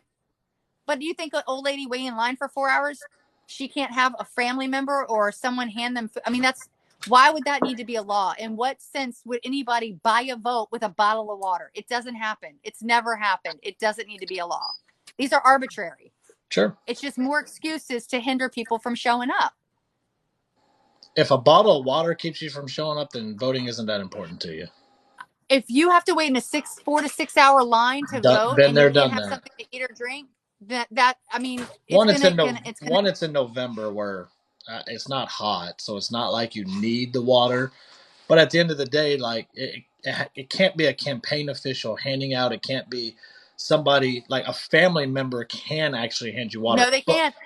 No, they can't. I've had a constitutional lawyer that's on here that's a friend of mine that has confirmed that it is the way it's worded. It could be anybody. It could be your grandson walking up with a bottle of water. If Okay, they see you, here's the they thing. could technically do it because they'd be like, I don't know who that guy is. Maybe he's trying to get you to change your vote to Biden, like whatever. Here's the So thing: if you pull up to a line of anywhere of any sort where you know you're going to have to wait in line for somewhere, right? Especially if you're planning to vote, why wouldn't you come prepared? you clearly don't know that they're see, and this goes back past your like the point of view and your own personal perspective. I know people that just don't think that far ahead. I know people that think they're going to go and get in a line and be there an hour. There's just people that don't. It's I don't know how to explain this, but the reality is it shouldn't be a law. Like you agree that you think it should be a law. Like you think that you think there's a legitimate reason that food and water being given to a person in line should be Just a law. like I can't wear campaign hats, I come prepared. Like That's not a. But that's what does that have to do with food and water? well, because I mean, at the end of the day, they're trying Your to eliminate. campaign hat has nothing to do with a granola bar or a bottle of water. Well, if they brought their own bottle of water, then they're fine. But I'm saying if they didn't, if they forgot, if they like whatever Get the out of case may line, be, go if they get got water, and come thirsty and back. they weren't thirsty when they first got there. Like what I'm saying is why create arbitrary So what if laws they if had they've to? never had a history of So issues with it? if somebody brought them a water and then they drank it and then they had to pee before they voted, do we have to provide them a restroom at the spot of their vote too? I mean, like, where do we draw the line I at? mean, my polling place has a bathroom. My polling place But when has you a get out of water line, table. you My usually polling don't place get has a back. thing. You're right, but when you get back out of line, you don't usually get back in line where you stayed. Right. So if somebody can leave to go to the bathroom, they can leave to go get themselves a bottle of water. But they don't. Well, then that's their problem. When do we start treating people like adults finally? Well, how is denying someone a bottle of water or a snack not treating them like an adult? Well, because it's making sure, it's called integrity. We're making sure they're making. How is a bottle of water breaking integrity on a vote? Like you're not telling me how a Because bottle of water and a granola bar can change a person's vote. well, how can me wearing a campaign slogan hat change anybody's vote? I mean, I don't know why that's a That's thing still because illegal. I've watched I polling mean, places. Well, in my state, polling people wear campaign stuff. polling, they're not supposed to. Not like I highly Well, they doubt. do. Yeah, well then you should be taking that up with your election people at the end of the day because I highly doubt that's legal. Because it's not legal in Well, the Texas to wear Republican campaign people that stuff. are there registering the Republicans and the Democrat people that are registering They Democrats might have clearly like had their Biden Harris and their Trump and yeah, they're not Pence stuff on. supposed to. They're at least like so in Texas that's not legal. So Okay. like when I was wearing my Trump 2020 hat, they made me take it off in order to vote. I stood in line the whole time, but in order to vote, I had to take it off. It's like, okay, well, everybody already saw it. So what's the difference? I mean, at the end of the day, like, I don't agree with speeding limit signs too, but I have to obey them, right? So how does that limit your voting? That doesn't limit your voting. Because if people really want to vote at the end of the day, American people, like human beings, if there's a will, there's a way. So if they want to vote, they're going to What's vote. the longest you've ever waited in a voting line? I'm just curious. 3 hours. You've waited 3 hours in a voting line. Yes, ma'am. In the city. I've never waited more than 15 minutes. Yeah, well, never. I waited till last minute to vote. It was dumb of me. Mind you, we have. But what I'm saying is, do you think that should be a thing? Why are they closing down more polling places? They're eliminating polling places. Georgia They're actually eliminating expanded. hours. Huh? Georgia actually expanded the hours, or not the. Well, they did. Didn't. Yes, they expanded the time of early voting. So if I have 2 weeks to early vote, which in the state of Texas, when you early vote, you can vote at any polling place. You don't have to go to your precinct voting place. So you can vote anywhere in the state of Texas in your early voting when it's early voting. If I have 2 weeks to do that and voting is that important to me, isn't that enough time to vote? Let me ask you a question. Why do you think so many people showed up for the election in 2020? That's a good question. I don't know. No, I'm asking you. I know. No, I said it's a good question. I don't know. Okay. I mean, well, I know for here, for my state personally, and I've actually had conversations again. I told you I work with a lot of homeless people. They actually made the comment. I had a conversation with family because I was on here and I was experiencing the political climate that was getting more and more elevated leading up to the election. And I had a lot of people inform me that they voted because they had expanded hours. We were open for 2 weeks leading up to the election that people could come and go 7 days a week from, I think, 10 a.m. to 7 p.m. The problem is we need to make it easier to vote. Like, I mean, there's been times in our past elections where you had a single day to vote in most states. Why? What state is single day to vote? Have, like, every only on November 3rd. Every state does early voting. No, they did not always do early voting. Not always, but they did this last election. Yes, that's what I'm saying. And so that's my point. More people showed up to vote. If you have 2 weeks to vote, how is that suppressing any vote? Whether it's a damn bottle of water or not, how is that suppressing any vote? Okay, I agree. 2 weeks is. I still think the bottle of water is arbitrary. You haven't told me any situation that warrants a reason that someone should be denied. But how is that suppressing votes? You haven't told me how that suppresses a vote. Because if you have 2 weeks to vote, it means you don't have to vote the day that you have a 2-hour wait. That means you can vote the next day for 2 weeks. And you can't tell me that for 2 weeks that yes, but early they've eliminated voting ballot is 2 hours and they've long, eliminated 7 days a week. Polling locations. No, you can't tell me possibly that so many people voted that for 2 weeks plus voting day, that there was a 2-hour wait plus wait, that they needed a damn bottle of water, and how that suppresses votes. You have yet to tell me how that suppresses any vote. I'm not saying it suppresses votes. Then I'm why just does it saying matter? it's an arbitrary. Okay, it might be. Because it's an arbitrary law. It might be. Why put something in place? It might be. Why put something in place that doesn't impact a vote? Sure. Okay, and I'll give you it. But why? How does that suppress any votes? I mean, why is it the fact that in Utah you don't have to show a valid ID to get registered? But okay, that's Utah. I mean, every state is different because they're states' rights. So, right, and I get that. How does this happen nationwide? How does early voting and a bottle of water suppress any votes? Okay, but that's what I'm saying. They're trying to eliminate early voting. They're trying to eliminate. They didn't polling though. They expanded early voting in Georgia. Lines. They provided another week and they limited the hours. Yes. Okay, but that's what I'm saying. They eliminated the hours and they eliminated the locations. But they added a week. They cut the locations massively. Now they have one per 100,000 citizens is now their polling thing. Right, and we have 3 weeks now in Georgia to early vote. I thought it was still 2 weeks. Mama? I need to confirm that because I don't know that. Mama? But so either way, okay, let's say it's 2 weeks. Let's say it's 2 weeks. Let's say it's 2 weeks and they eliminated voting. You still have 2 whole weeks to vote. How is that suppressing anything? You have 2 weeks and the voting day to vote. How is that suppressing any votes?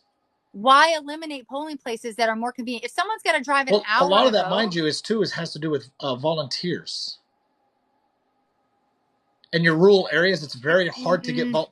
I live in a rural area now. It's very hard to get volunteers to be poll workers. It's extremely hard.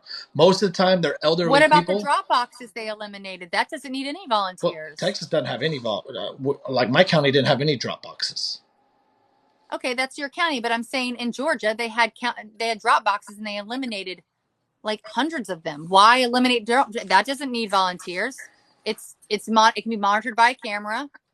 It can be brought in each day. That's not only money. did they take away, so you do have the only reason they took away the ballots, but now they brought them inside, so people have to come during certain office or business hours. Why? You're talking about volunteers, then why not allow more of the ballots to remain, or the ballot boxes to remain? In my opinion, the ballot boxes are not secure. If you have a camera on the ballot box and they are locked up, how are they not? Not all of them have cameras on the boxes, though. I'm pretty sure all of them have cameras on the buildings where the boxes are being held. Not that I'm aware of. But either way, okay. So either way, let's say you're right. Okay, I'll give you this point. How does this suppress any votes? Because it eliminates the ability for people that don't have transportation or financial availability to get to a polling place easily.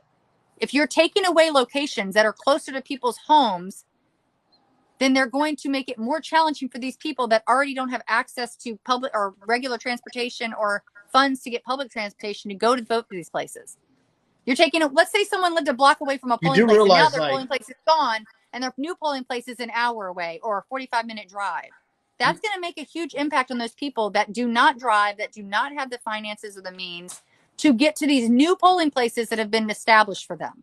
So you mean to tell me that? Okay, so you mean to tell me that these people don't have the financial means to go vote, but they have the financial means to go to Walmart and do their grocery shopping?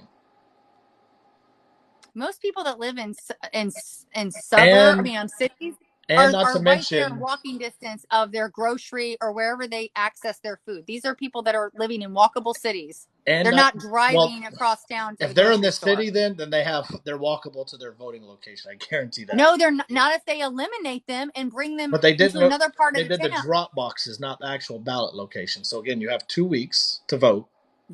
Both are 1 in 100,000 citizens. Love you, kiddo. Good night. Good night, buddy. But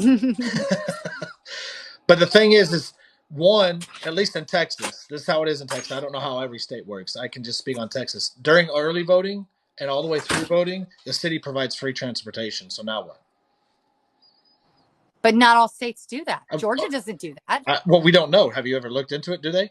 Or are you just... They don't supply anything. And then they want to supply... How do you know? And then they want to require voting ID.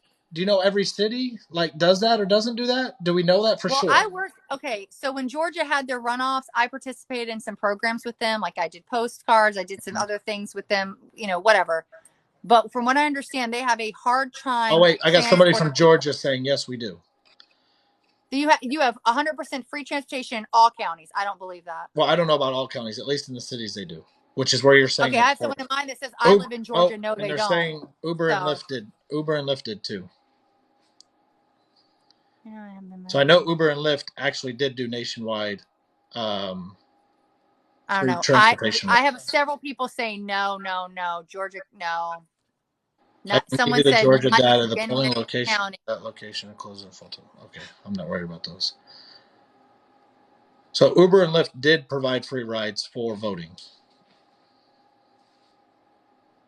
I don't know. Everyone in here saying they didn't, but. Well, I don't know about Uber. Getting a lot of where I live, Uber and Lyft isn't here. Yes, just Googled it. Lyft, so yeah, Uber and Lyft did. They're saying that they went and Googled it. In Georgia, they did offer free voting transportation. Uber and Lyft did nationwide. But we're talking about one location for 100,000 people. You really think that everyone has the accessibility to Uber and Lyft? It's free. So you just went from financial to the ability to. So now, which is no. I'm talking about the accessibility. I'm talking about the ability to get there and who doesn't have the accessibility? No, I'm saying you're telling me you think there's enough Uber and Lyft to accommodate every person that needed a ride. I don't know. Everyone in my thing is saying they did not do that for 2 weeks. I don't know. Well, that's what I'm saying. 2 weeks is a long time for everybody to vote. I'm not arguing that 2 weeks, but you're not getting we're dodging the point. I'm not saying 2 weeks isn't a long time. Okay, what's the point? I'm saying that why eliminate ballot boxes, secure ballot boxes, and polling places to make it more challenging so when these people show up to these locations, they're still waiting hours. Even with 2 weeks, there were still tons of people waiting 3-6 hours in lines. I saw video footage. I talked to people that did it. Even with these... I'm going to ask you a question. Even with less restrictions in this last election, there was so much wait time. Let me ask you a question respectfully. Do you believe in accountability? And I mean that respectfully. Do I believe in accountability? Mm-hmm. Yes. Okay. So if we believe in accountability and somebody puts off voting for 2 damn weeks when they could easily vote within 2 weeks and they wait till the last minute to vote, where's the accountability in that? I'm a procrastinator, so I feel that. Okay, but that's not accountability. At the end of the day. Because life happens. I get it. Happens. But if I'm at my job and I have 2 weeks to prepare for a project and I wait till the last minute and I put a piss poor project in front of my management because I rushed it, and the management says, I provided you 2 weeks to do it. Who's at fault, the boss or me? Oh, no, it's definitely you, but I'm just saying. Okay, so we had 2 weeks to vote. That actually 7 days a week. That's 14, 15 days total with voting day. That's a long time to vote. To carve just 10 minutes out of your time is all it takes to vote. Early voting, because there's usually no line in early voting. The problem is Okay, people. what if you have multiple jobs? What if you have kids? I What mean, if we you can have make things excuses for going? You're a everybody all single we parent. want, but if I'm it's not making well, but here's excuses. what it I'm boils saying, down to. This is what it boils down to. If there's a will, there's a way. So if they want to vote and they feel like it's that important for them to vote, they're going to vote. Plain and simple. When there's a will and a way to go and grocery shop, everybody makes the time to go grocery shop. Why? Because you got to eat. If it's that important for you to vote at the end of the day, no matter what, you will vote. okay, but let me ask you this. Mm-hmm. So you're saying where there's a will, there's a way. Absolutely, there. So isn't this 20? So this 2020 election was a prime example of that. So everyone showed up, their voices were heard. So I guess my question is, why do we keep creating false ideas around the election, these audits, all this nonsense, when we prove that more flexibility in voting rights, more flexibility in timelines, more flexibilities in ways to vote brought more Americans out to vote and have their voice heard? I guess my question is, if we prove that that can work, why are we trying to change the rules? Why are Republicans particularly trying to change the rules if we just had a 2020 election that showed everything that we already did work to get people out to vote and be heard? So you don't think Why there are we was putting restrictions? you don't think that there was any irregularities to the No, election? Okay. No, and that's no. fine. What if the now let me ask you this then. What if the audits show that there was? Are you willing to accept it? I'm going to give you 2 points. Okay. If an audit showed that there was anything wrong, anything shady, I would definitely want it to be brought out and Okay. and further investigated or discussed or whatever. Okay. But here's my issue with this audit. A couple things. One, Maricopa in particular has been audited 3 times and recounted already once. They recounted, but they didn't audit. They did an audit. Not a forensic Look audit. it up. Okay, I hate the word forensic audit. It's so ignorant. Whatever. Well, it's not ignorant because it is. It's different. They did an audit. Okay. Mm-hmm. They did a bipartisan audit with outside third-party sources that had no links to any party. They did an audit. It came back. It was clean. They found like the normal things you find, like a handful of like here and there, nothing that was going to overturn the election. Now we have a guy, the cyber ninjas, never have done an election audit whatsoever, have no history of election information or dealing with this type of, scale of elections elections at all. They've never done any type of audit with election ballots. Mm-hmm. So they've never had experience. They're unexperienced in this department. The guy that runs it is a known conspiracy and outright contributor to Republican Party. Like, I don't feel like this is a fair. I don't think this audit is as cut and dry and clean as it should be. I still don't think anything's going to come out. Okay. I'm so tired of people posting these. They found 300,000 votes when they've released no data whatsoever. Like Sidney Powell's a lying psychopath. But I'm over that part. But I'm just saying, even I struggle to believe what they come out with if they come out with some crazy numbers. I personally I'm gonna fight that. I want to see somebody that isn't partisan, that doesn't have a skewed view and clearly has a political affiliation, be reviewing things that are, both sides of the fence. I don't agree with who they hire to do this job. So you want to so in other words, you won't accept it. That was a long way of saying you won't accept it. I want it to be investigated if they come back with some wild, crazy numbers. Is all I'm saying. Who do you want to investigate it? Someone that isn't Republican affiliated or strongly. I want someone who's. All the restrictions and the way they're keeping people out and they're not letting the press. Like, there's just a lot of shady stuff going on, in my opinion, with this audit. That's all I'm saying. So who do you want? Who would you want to investigate it? Someone that has experience that can do it.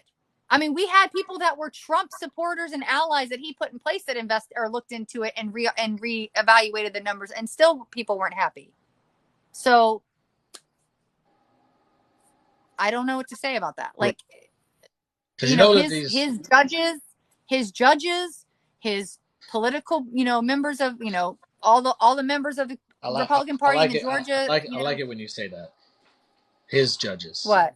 See, this is the problem with I mean, judges. what This is the judges he problem with put in judges in place? general. Is Judges we've made he it a selected political. and put in place. Yeah, we've made it a political thing, which judges should not be any. Well, I mean, they have a political party. Don't act like judges don't have a political party. They do. Well, but we've turned them more political than what they should be, because I mean, everything's more political than it should. Lady Justice is supposed to be blind.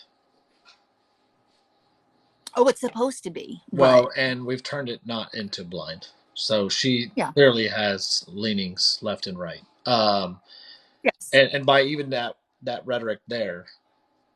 But in that sense, I feel like just because Trump appointed them, it's got to be a Trump judge. No.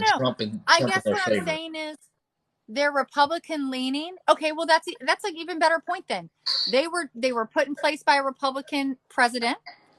They have a Republican affiliation, and yet they. But we don't know if they have a Republican. We don't know if they have Republican. Just Trump appointed them. Maybe he liked something that they said during the interview. The people that I'm speaking of are Republican Party affiliates.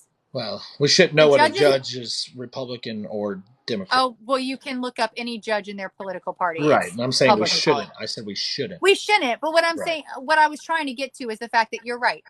Trump appointed them. They have a Republican political stance or a party affiliation, and yet they honored their oath to the judicial system and stood their ground.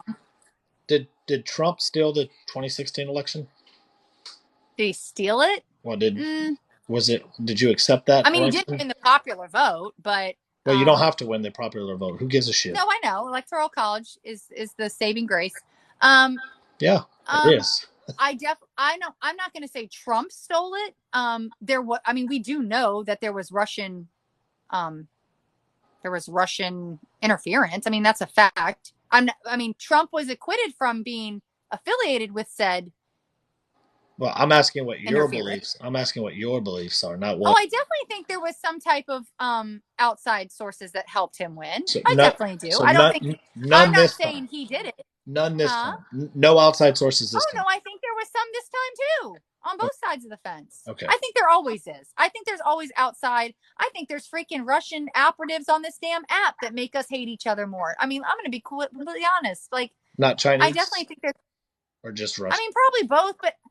A lot of people get so bent about China, like especially with like the war on China from Trump and the tariffs. They weren't impacted at all financially by that shit. They still profited. They still held their own. They still had export imports. Like we were just a drop in the bag for them. Like we didn't harm them financially when we put those tariffs in place. We really did more harm to the U.S. than we did to them financially.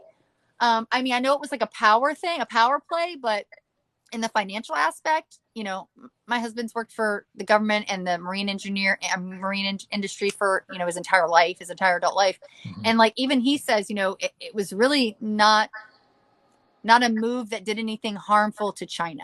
You know what I'm saying? Like, of course China wants to be number one. They're China, but I don't feel like,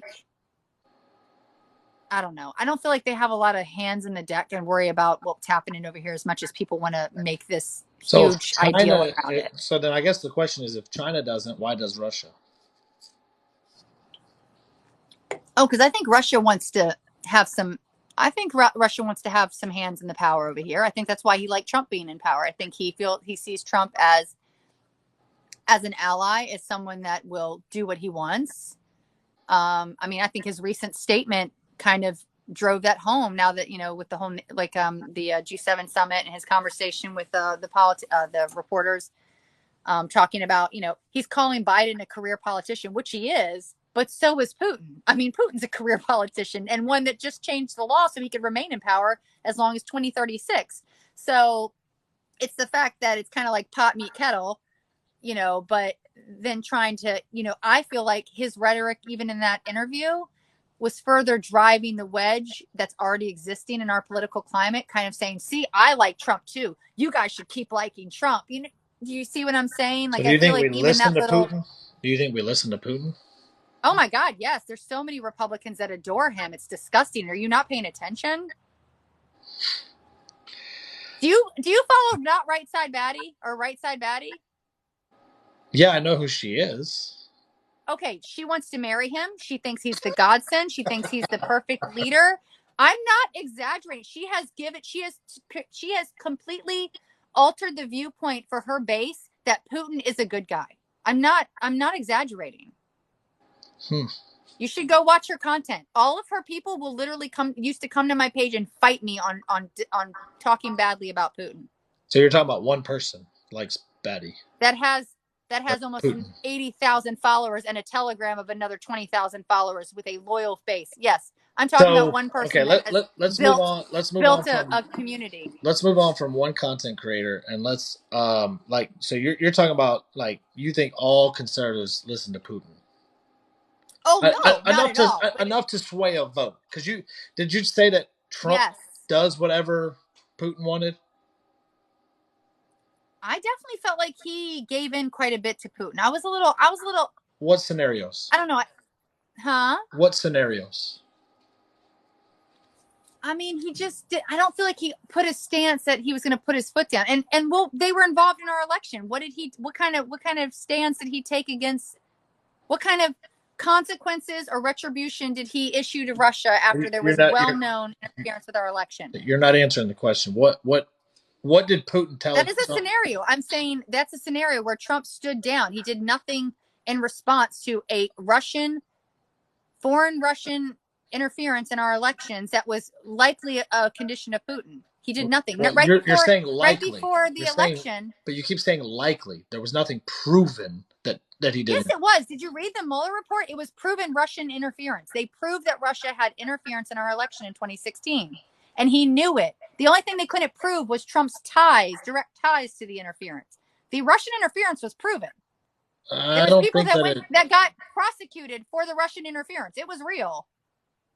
I don't think that wasn't fake. I think it was still saying likely.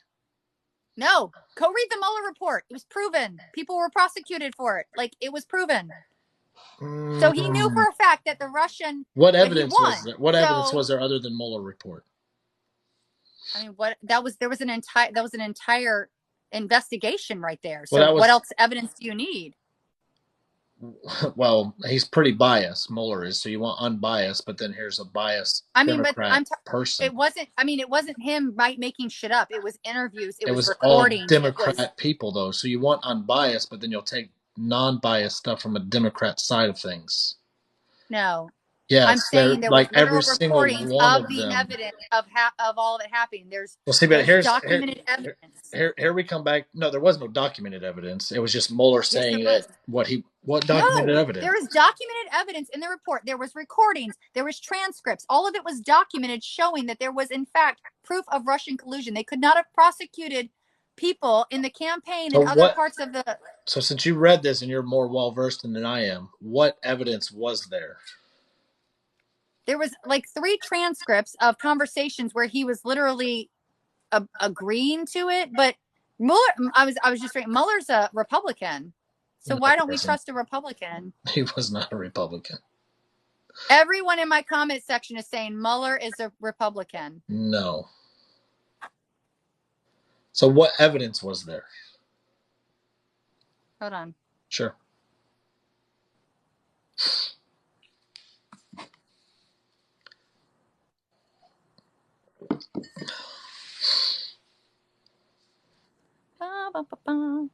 Because I think he was Attorney General under Clinton. And he's a confidant of the Clintons. Doesn't sound too Republican to me. Mm-hmm.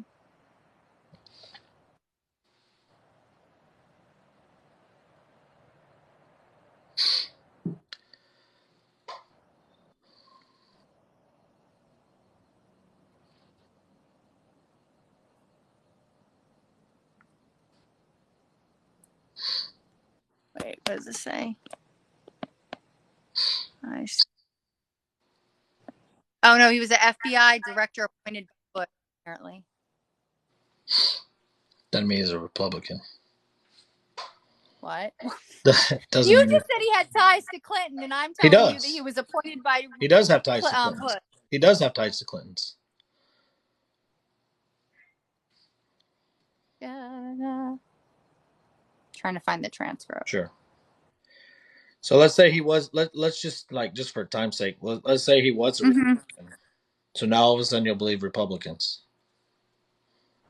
I'm not believing Republicans. I'm believing the investigation that he put forth, where he Right. documented and collected 96 pages worth of documented evidence. Right. So you're willing to believe Russia. this Republican, but you won't believe the Republicans supposedly that are in charge of the audits. Okay. No, But you're talking about an I'm trying to audit make that sure is. that we're all on the same page. Is all I'm trying to do. So Yeah, but I mean, feel like you're trying to twist the narrative to I'm fit not the trying to twist the narrative. narrative. Like, What is what I'm pointing out to you is that when it suits your narrative, you'll believe it, but when it doesn't suit your narrative, you're willing to not believe it. I mean, but 5 minutes ago you were telling me Mueller was a Democrat, and Well, that I and you caved don't just for trust him time's because sake. he's a Democrat. No, I caved for time's sakes. I mean, we can sit here and look it up whether he was a Republican or Democrat. I But let's know. say that he was. You're saying he was. Okay, I'll agree with you. If he was, you're I'm willing not. to believe I'm this not trusting him Republican, in his but if the word. Democrats or if the Republicans that are supposedly doing the audits in Arizona, you won't believe those Republicans because it doesn't fit your liking. But But that's not the case. We're talking about a completely Republican-run witch hunt that is run by a literal man who's openly supported conspiracy theories in was the regards to was Democrats the Russian versus, hoax was the huh? Trump Russia hoax a witch hunt or no? I don't think it was a witch hunt. Okay, my point. Thank you. Okay. But no, it's not So it your can point. be. It's the So fact that's that my point. When it fits your narrative, it's not a witch hunt. When it doesn't fit your it's not narrative, about fitting my narrative. well, it was a It's the witch hunt fact that because he that was a was. bipartisan It wasn't bipartisan. investigation. The people involved that were being interviewed were on both sides of the political fence, run by a Republican officer, whatever you want to call him, Mueller. And he was basically running an investigation based off the information he was given from intelligence. I mean, it's not like you're talking about someone saying it's apples and oranges comparing it. You're talking about an It has to do audit with that is now election. going up. It's Election the is fourth election. audit. Election's election. So Yes, it's but not it's the apples and fourth oranges. audit.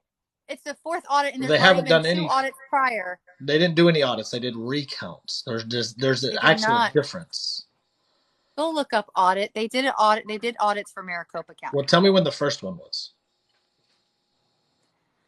Okay. Da-da.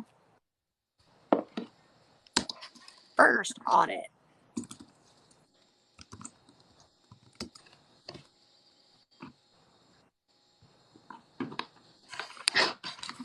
Oops. And of course, all that comes up is this stupid audit that's happening right now. Probably because that's the only one. No, it's not.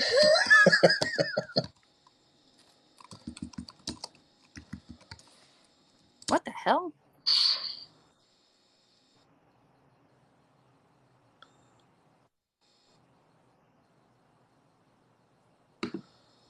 No, it's just the most trending one because that's the new obsession. No audits.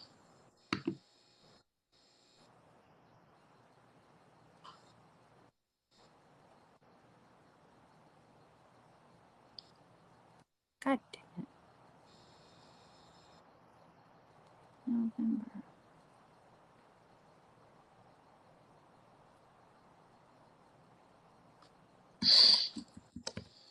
Okay, here we go.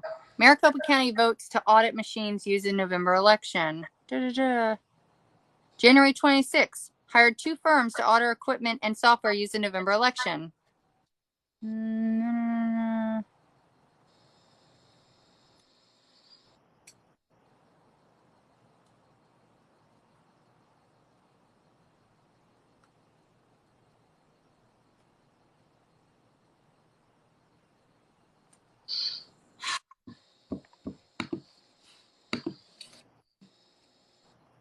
So a forensic audit was released February 23rd, showing that all software passed all tests.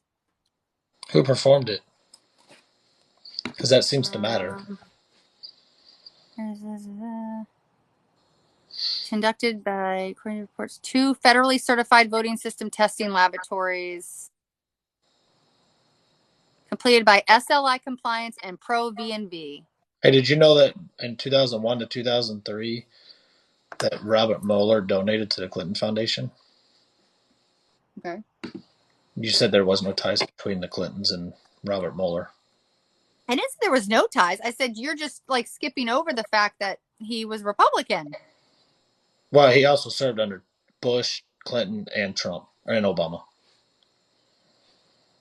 So if he served under Clinton, wouldn't it seem to make sense that at the time he would donate to Clinton? In 2001 to 2003, Clintons weren't in power. No, okay, I'm sorry. I thought you were saying No, when they were. Yeah, no, I just wanted to make sure that you knew.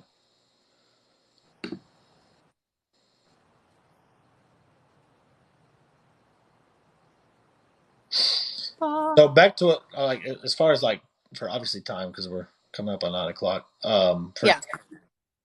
You haven't proven to me at least how any of these laws suppress any voting when you're given 2 weeks to vote. I mean, I know I haven't convinced you, but again, I go back to the fact that So you're thinking a bottle of water, like not. No. I'm saying I've shown that with the expansion of the voting laws that they're now trying to restrict in the future elections that we just had in 2020 showed that it allowed for more people to show up. So again, why are we placing these arbitrary restrictions on elections when we've just shown how much more people show up to vote when we have less restrictions? That's all I'm saying. So you like in my sense, the restrictions are in a sense oppressing because we opened up the gates to show how much more American participation we could get. And now we're going to make things more difficult and probably limit their participation. Do you like to prevent crime? Do I like to prevent crime? Mm-hmm. I mean, I like to prevent crime. We don't have a system that prevents it, but yeah, go ahead. So if laws were made to prevent crime, would you be okay with it? Even though the crime may not have existed yet. No, what laws have been made that for crime that hasn't existed? I'm just asking general questions. I don't feel like a law is necessary unless we've been presented in society a reason to have such law. So no. I feel like laws that are arbitrary are just that. They're arbitrary. They're created. So like when government is currently working on trying to prevent any type of fraudulent laws from happening with Bitcoin, you're not in favor of that until an actual like shit starts happening. I mean, it goes back to the fact that I can call someone and say, hey, I feel threatened by this guy. Can you do something about that? That's not my question. But when he murders you, I'll come and do something about it. Cryptocurrency is new to America and new to the world.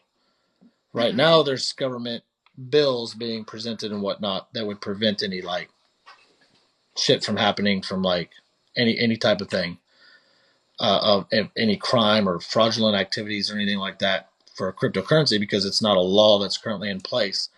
Are you in favor of the government being proactive on creating laws for cryptocurrency? Here's the thing. We've already proven with regular currency what can be done in regards to criminal and fraudulent with finances. So I would assume that they're using those real life existing issues that we've experienced with actual funds towards Bitcoin. So in that respect, that's not arbitrary. That's showing that an existing law that existed because of real currency could also be a concern with, internet or online currency. So then I feel like that's different. Well, no, it's not, because at the same time we can see that some voting laws could be presented to help further create our election integrity. But I don't think our election integrity was harmed in any way in the 2020 election, outside of assumptions and claims that have never come to pass. And that's where we're going to have probably a different with this argument. I don't see anything wrong with the way things were done in 2020, and I feel like but you do in 2016. But you do in 2016. But you do in 2016. I don't think no.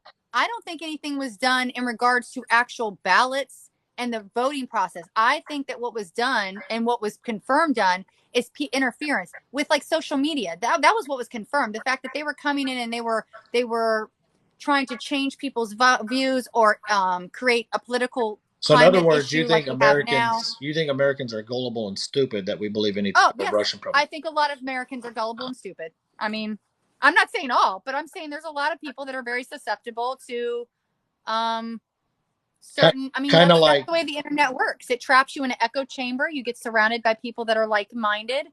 You start to believe that other people that think outside of your box don't exist. And if they do, they're wrong.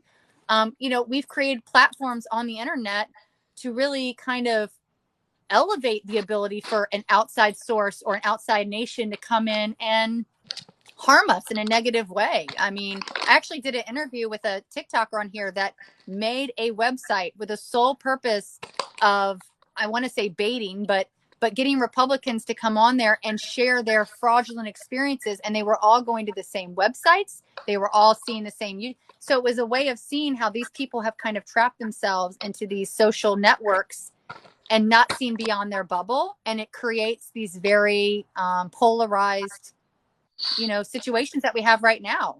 I mean, even on the left, even the left, we are very polarized. We're surrounding ourselves with like-minded people. And we sometimes, we not only don't understand, but we forget that people think outside of our intellectual bubble. So we're too stupid. Excuse me. So we're too stupid to formulate our own thought, but we're not too stupid and financially able to go vote for 2 weeks. I didn't say you're too stupid to formulate your own thought. I'm saying that we are more perceptive when people introduce things that are already in our echo chamber that can sway our decisions one way or another. I mean, we are human beings. We are swayed by influences. That is a natural human response to have influences affect our decisions. It's the same reason that I was a conservative 6 years ago and I'm not anymore. Influences around me affected the way I view the world. And 6 years ago, that means you voted for Trump. And 4 years ago? I didn't vote at all. I didn't vote at all in 16, actually. I did not vote in 16. No, I didn't like either choice. So you're worried about Russia and everything that's going on with Russia influencing us, but mainstream media doesn't influence us at all. Oh, I think mainstream media influences us. I've never said that. I don't really put my hope and dreams. What's the difference between mainstream media? What's the difference between mainstream media and Russia? Because Russia or any outside, because we found that Ukraine and some other places were even doing us a little dirty this past election with social media and things like that. So not just Russia, but I think it's the fact that they sneak subtle little things into our social media to sway the way we view things or to increase the political climate to be even more toxic and damaging. Mm-hmm. So it's more that. I think the media does that to an extent. Again, that's why, I never watched the news. I never did. I turned it on in the morning to get my weather, and that was the extent of it. So I definitely have watched. We don't mind when the media does it, but we mind it when Russia does it. I didn't say I don't mind it, but I feel like we don't throw a fit when the media does it. Is my point. Oh, yes, we do.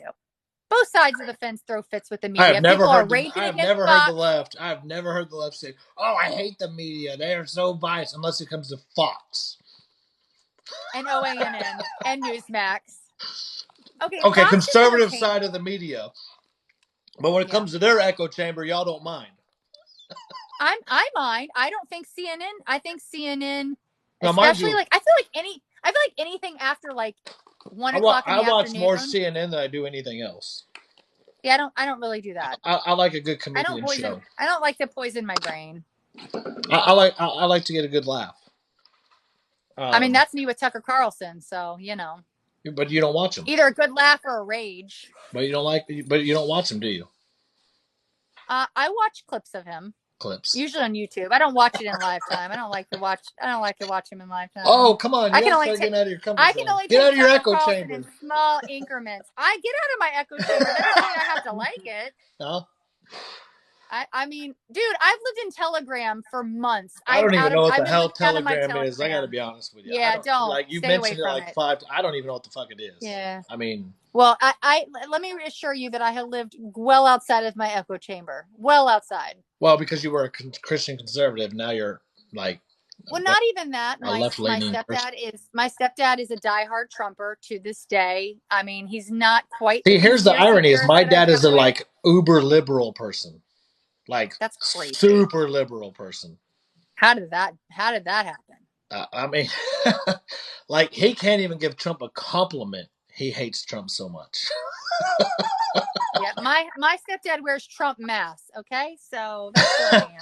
Well, he wears a mask, so is he really a Trumpy? No, I'm just kidding. I'm kidding. He doesn't wear it happily, I assure you. I mean, Well, we then don't have don't to wear wear it them at all. anymore. But If he's a true Trumpy, he wouldn't wear a mask. I No, see. I'm just kidding. I'm kidding. I'm kidding. He cares about people. Oh, is that what it is? No, but anyways, but what I'm saying is I watched my stepdad leading up to the election and right after the election really start to kind of fall into these echo chamber kind of dark conspiracy like sites and stuff. And I was seeing his Facebook. And so for me, it was I wanted to be on the other side to know exactly, so I could have a conversation with him at first, and then it kind of evolved, and I started having interactions with these people in these chats, um, and yeah, I don't think you are, kind of that cult mentality. And I've told people when I do TikToks, there's conservatives and there's extremists, okay, and then there's a happy medium. I would put you in the medium. You're not. I don't feel like you're an extremist. I definitely don't feel like you're, near the centrist. But I feel like I feel like the alt-right has gotten way more polarized than ever before. Like it's just the stuff that they say on here makes me go, wait, what? Well, Like it's just and in all honesty, I feel like the alt right and the far left are the exact same people. I think they're both extremists. Exactly. Yes, and they're And hard to that's have a how I conversation. feel. And that's how I feel about the squad. Huh? That's how I feel about the squad. The squad. I feel like okay, here's the deal. This goes back to the fact on the global scale, even the squad isn't the left in the grand scheme of life. You're not seen outside of America, so that's why you're not understanding what I'm saying. Like I don't my want to see husband's like outside all of around the America. world. Huh? I don't want to see outside of America. I truly do want America first, and But we're a melting pot. Well, they can come. I don't care. Like I'm for legal They can immigration. come. You heard him. You heard it on tape. He said I am they for can come. legal immigration, 100%. Asylum is legal immigration. It's not though, but so it is. It's not, but it is. because it's not not legal immigration. But so I am for legal immigration. My stepmom, my dad's wife, is a legal immigrant from Indonesia. So she's gone through all the paperwork, all the finances to get her citizenship. So she is 100% a citizen now. Yes. And so for me, like to sit there and say, like the far right and all this stuff, like I don't get a lot of the far right, but I can see a lot of the far right because, I mean, constitutionally, we have laws to obey. You don't like the laws that are being made for election rules, but you don't mind the laws being bent for immigration. But laws aren't being bent. Well, they are if you actually look over staying. No, you need to go and do some deep dives on immigration laws back from 1967 to present that are very similar.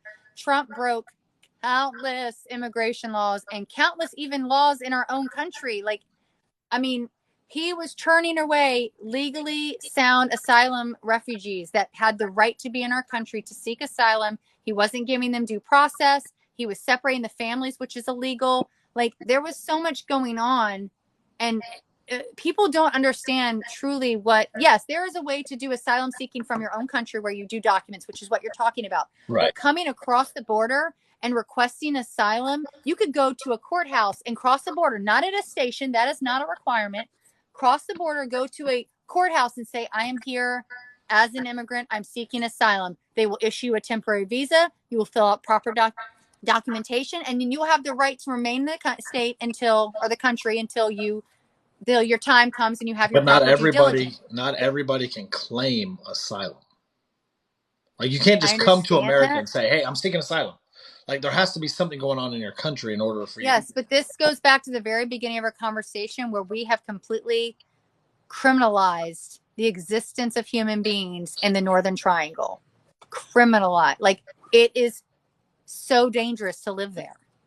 I mean, like, just just walking around Honduras, my daughter had to witness people with just military guns and patrolling every single section where they are. I mean, I'm talking about a foster house. They went to a men's refugee where they were learning, like trying to a men's camp where they were what's the word, rehabilitating, a rehabilitation camp. She went to a disability center, like, and everywhere she went there are armed people just monitoring every single thing that happens.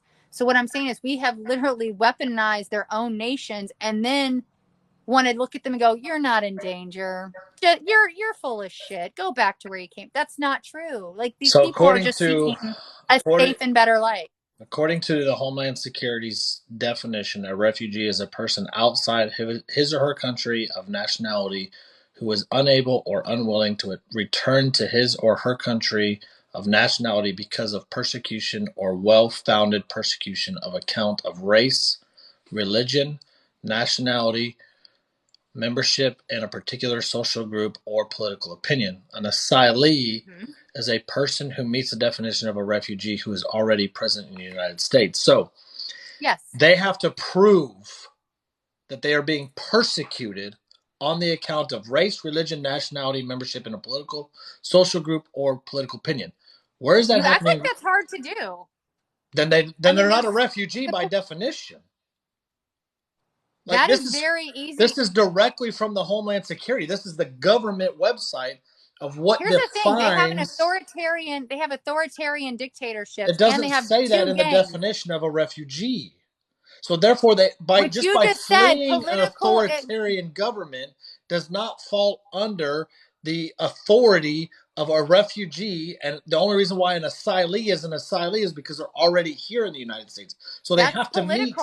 That's political. You can't just flee because you have to be persecuted because of political opinion. They are persecuted by political opinion. For being freaking poor. If they have to be persecuted by political opinion, an authoritarian, that means pretty much everybody from China can come here as a refugee.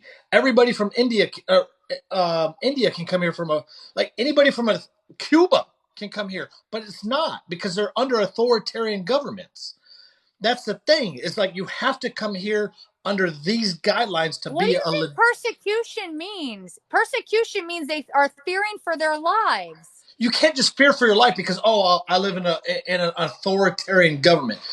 You can't do that. That's political. That is political persecution. If you are feeling harmed or threatened by your political, we take on the whole world, because government, what country isn't under authoritarian government?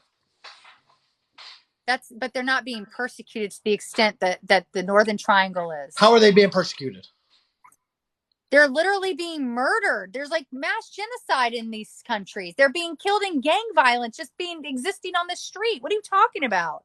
Like, it's super dangerous in these Northern Triangle countries. They're also in Cuba. They're also in Iran. They're also in China. Jesus. Like, you're persecuted in China for your religious beliefs, which technically is under refugee. And who's to say they don't seek asylum in other countries? But they're not. Well, mind you, in order to seek asylum, according to the Homeland Security website, you have to already be in America. So they can't seek asylum unless they're already here in America. So they're a refugee until they're here in America. But that's an international law. So someone in China could seek asylum in, say, Germany or Canada. Like, other countries have the ability to have asylum seekers. It's a national law that was made by the UN that we don't follow UN law. We follow American law. The UN has no authority here in America. But when you sign an agreement with the UN, which we've signed 4 of them, yes, we do follow it. That doesn't mean it's constitutionally correct. That's why it's never enforced here. That's why you don't see UN troops walking around, because at the end of the day, even though we signed an agreement to be into the UN, they can't trump our Constitution. I find it interesting you just said that. I find it interesting you just said we don't see UN troops here, yet we install our troops all around the world and dictate how I'm not disagreeing with you there. You will find zero disagreement from most conservatives that we do overstep our boundaries across the world. You will find that overstep and overreach is the reason that these people, specifically in the Northern Triangle, let's circle back to U.S. law. Let's circle back to U.S. law. Refugee is somebody that is persecuted on the account of race, religion, nationality, membership in a particular social group, or political opinion. That literally fits the definition of everybody in China that's a Christian, because they are persecuted by their religion. Why don't we have an influx of Chinese coming in? Because they don't come here. So why is it okay for other people to come here but not those people? Because these are bordering countries that we have continued When to is put our hand in Guatemala the a pot. bordering country? It's part of the Northern Triangle, so it comes through Mexico. It's not yes. a bordering country, though. You know what I mean. No, I don't, because that's what you said. I got to take you for what you say. I don't read into context, because they're not a bordering country. That's like saying New York is a bordering state of Texas. They're not. Just because they're part of the United States, they're not a bordering country. But I mean, you keep referencing the asylum seeker. How do you think we got those laws? Like, they didn't come from the U.S. Now, they mind you, from... I'm reading this directly from the Homeland Security website. I'm not making this up. 1967 Refugee Protocol, which guarantees the human rights to seek asylum. The Convention Against Torture, which prohibits deporting asylum seekers to places where they may face bodily harm, which Trump did. And the Geneva Convention of the Protection of Conflict-Affected Civilians, which requires humane treatment for civilian detainees, even in war times, which we're not in. And it says, the U.S. ratified 1967 protocol to this treaty, which incorporates much of the original version. It also established a positive obligation to receive asylum seekers, process their claims, award refugee status to those with a well-founded fear, and provide sector and assistance in the interim, according to both the United Nations and the U.S. Human Rights Organization. Detention of asylum seekers as a group for crossing the border at the wrong place violates their human rights to seek asylum. So in other words, when they were saying you have to cross in these certain places, that was a violation of their asylum rights right there alone. Meanwhile, forcibly returning asylum seekers to countries where they face torture, as a judge who has denied all asylum requests that have been passed or deaths almost certainly has done, or forcing them to remain in danger instead of crossing safely, violates not only the Refugee Convention, but also the Convention Against Torture. So basically, when he was in charge, when Trump was in charge, he broke this law. He actually he was denying refugees. Okay. He was requiring them to go through specific checkpoints, which is against human rights laws that we had in place in the States. So I'm just saying he was violating human rights laws that we have in place. Our Constitution extends beyond Americans. You do realize that, right? If people... No. Okay, hold on. So if the Constitution... Okay, let me ask you this question, because this is going to be a fundamental issue here. If the Constitution applies to foreign citizens, why doesn't it apply to the unborn child? Hold on. Listen. Because it's not a living, human, breathing person that's existing outside of a body. Hold on. The U.S. Constitution guarantees due process, equal treatment, and humane treatment for all people in the country, not just U.S. citizens. Beyond that, these agents are being asked to commit crimes that violate international human rights laws. If they follow these orders, they are vulnerable to prosecution. So once they cross our borders, they are required to get the same due diligence that our American citizens get. I know you don't like the sound of that, but that is what this states. Well, what does that come from? What source is that? It's coming from the agreements between us, and it's coming from those four ones I mentioned. Geneva Convention, Convention Against Torture, Refugee Protocol. Okay, so it's an agreement, not a constitution. Because the Constitution is only for American citizens.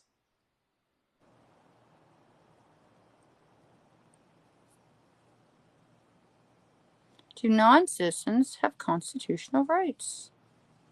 Are you good? There is a misconception that the U.S. Constitution applies only to U.S. citizens. Some passages and phrases in our laws explicitly state only citizens are afforded certain rights, such as the right to vote. When the terms residence or person is used instead of citizen, the rights and privileges afforded and extended to protect citizens and non-citizens alike. Moreover, protections under the 14th Amendment ensure that no particular group is discriminated against unlawfully. Yes, the 14th Amendment says that even if they are in our country, they are now required to get due diligence as any American citizen. So, which is why people seek asylum, because they want that right. Right. But I'm well, as far as due process goes, that means if they commit a crime. But I mean, the definition of what Homeland Security would put out is persecution of the account of race, religion, nationality, membership in a particular social group, or political opinion. This comes directly from the government. I'm not. Yes, but the Constitution, not one place in the 10 Amendments. It literally is coming from. I understand what you're saying in regards to asylum, but what I'm saying is once those individuals are here in our country, they are warranted and granted the same rights that we have as Americans. And nowhere Not in our all 10 the rights. Amendments. No, just one. Right to due process. That's it. They're not guaranteed all rights. They don't get a Second Amendment right. They don't get voting rights. You just said that. So no, they don't get all rights. The Constitution doesn't fully give them rights. They are not deprived life, liberty, or or property without due process of Due law. process. That's all they're given. That's it. Yeah. Just due process. No, it also says they're not deprived a person of life, liberty, or property.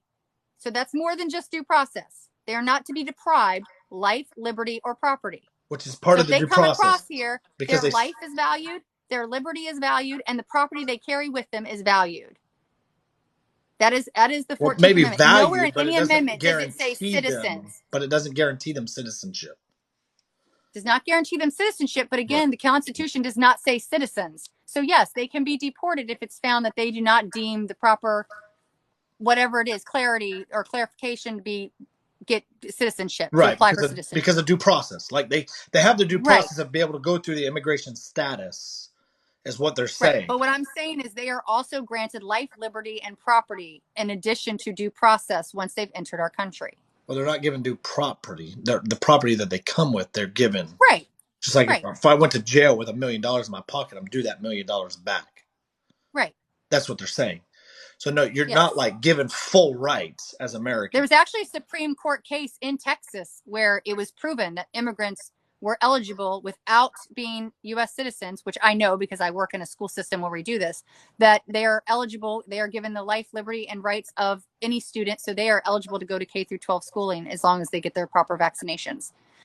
So, I mean, there's actual Supreme Courts that show those immigrants have the same rights once they they cross that border. Did you say Texas Supreme Court, so not the U.S. Supreme Court? No. U.S. Supreme Court in which Texas revised its laws. It was a U.S. Supreme Court case, Plyer versus Doe. They did what now? They basically stated that children could not be excluded from being eligible to attend public school systems because they were immigrants and not considered legal citizens. So it's basically saying that they have the same rights as our American children do in regards to education. As far as education goes, yeah. Which is socialized. But that falls under life, liberty, pursuit of, whatever. Of whatever. Of all things. All great American things. All right. So we'll go ahead and sum this thing up because okay, it's getting late. Yes, I need to go. And I'm starting to get drunk. So I've had you had me one too many whiskeys on this one. Okay. So all right. I do appreciate the absolute conversations. I appreciate you being respectful. I hope on my end that I was respectful to you. You were. And hopefully maybe we'll do this again someday. Okay. Sounds good. Yeah, because I'm definitely game to discuss anything. I'm always game for a discussion of anything, whether we change minds or not, but just to show both your following and mine that we can have good civil conversations. Absolutely. Cool. Thank you. Absolutely. Thank you. Tell your conservatives I'm not as horrible as they think I am. I'll spread the word and tell your people that even though my name says Conservative Texan, I'm not like foo-foo. Like I'm not all far right. I'm just conservative. I'm just American. I agree. So, all right. You have a good evening, and I appreciate it. No problem. Thanks. Yep. Bye-bye.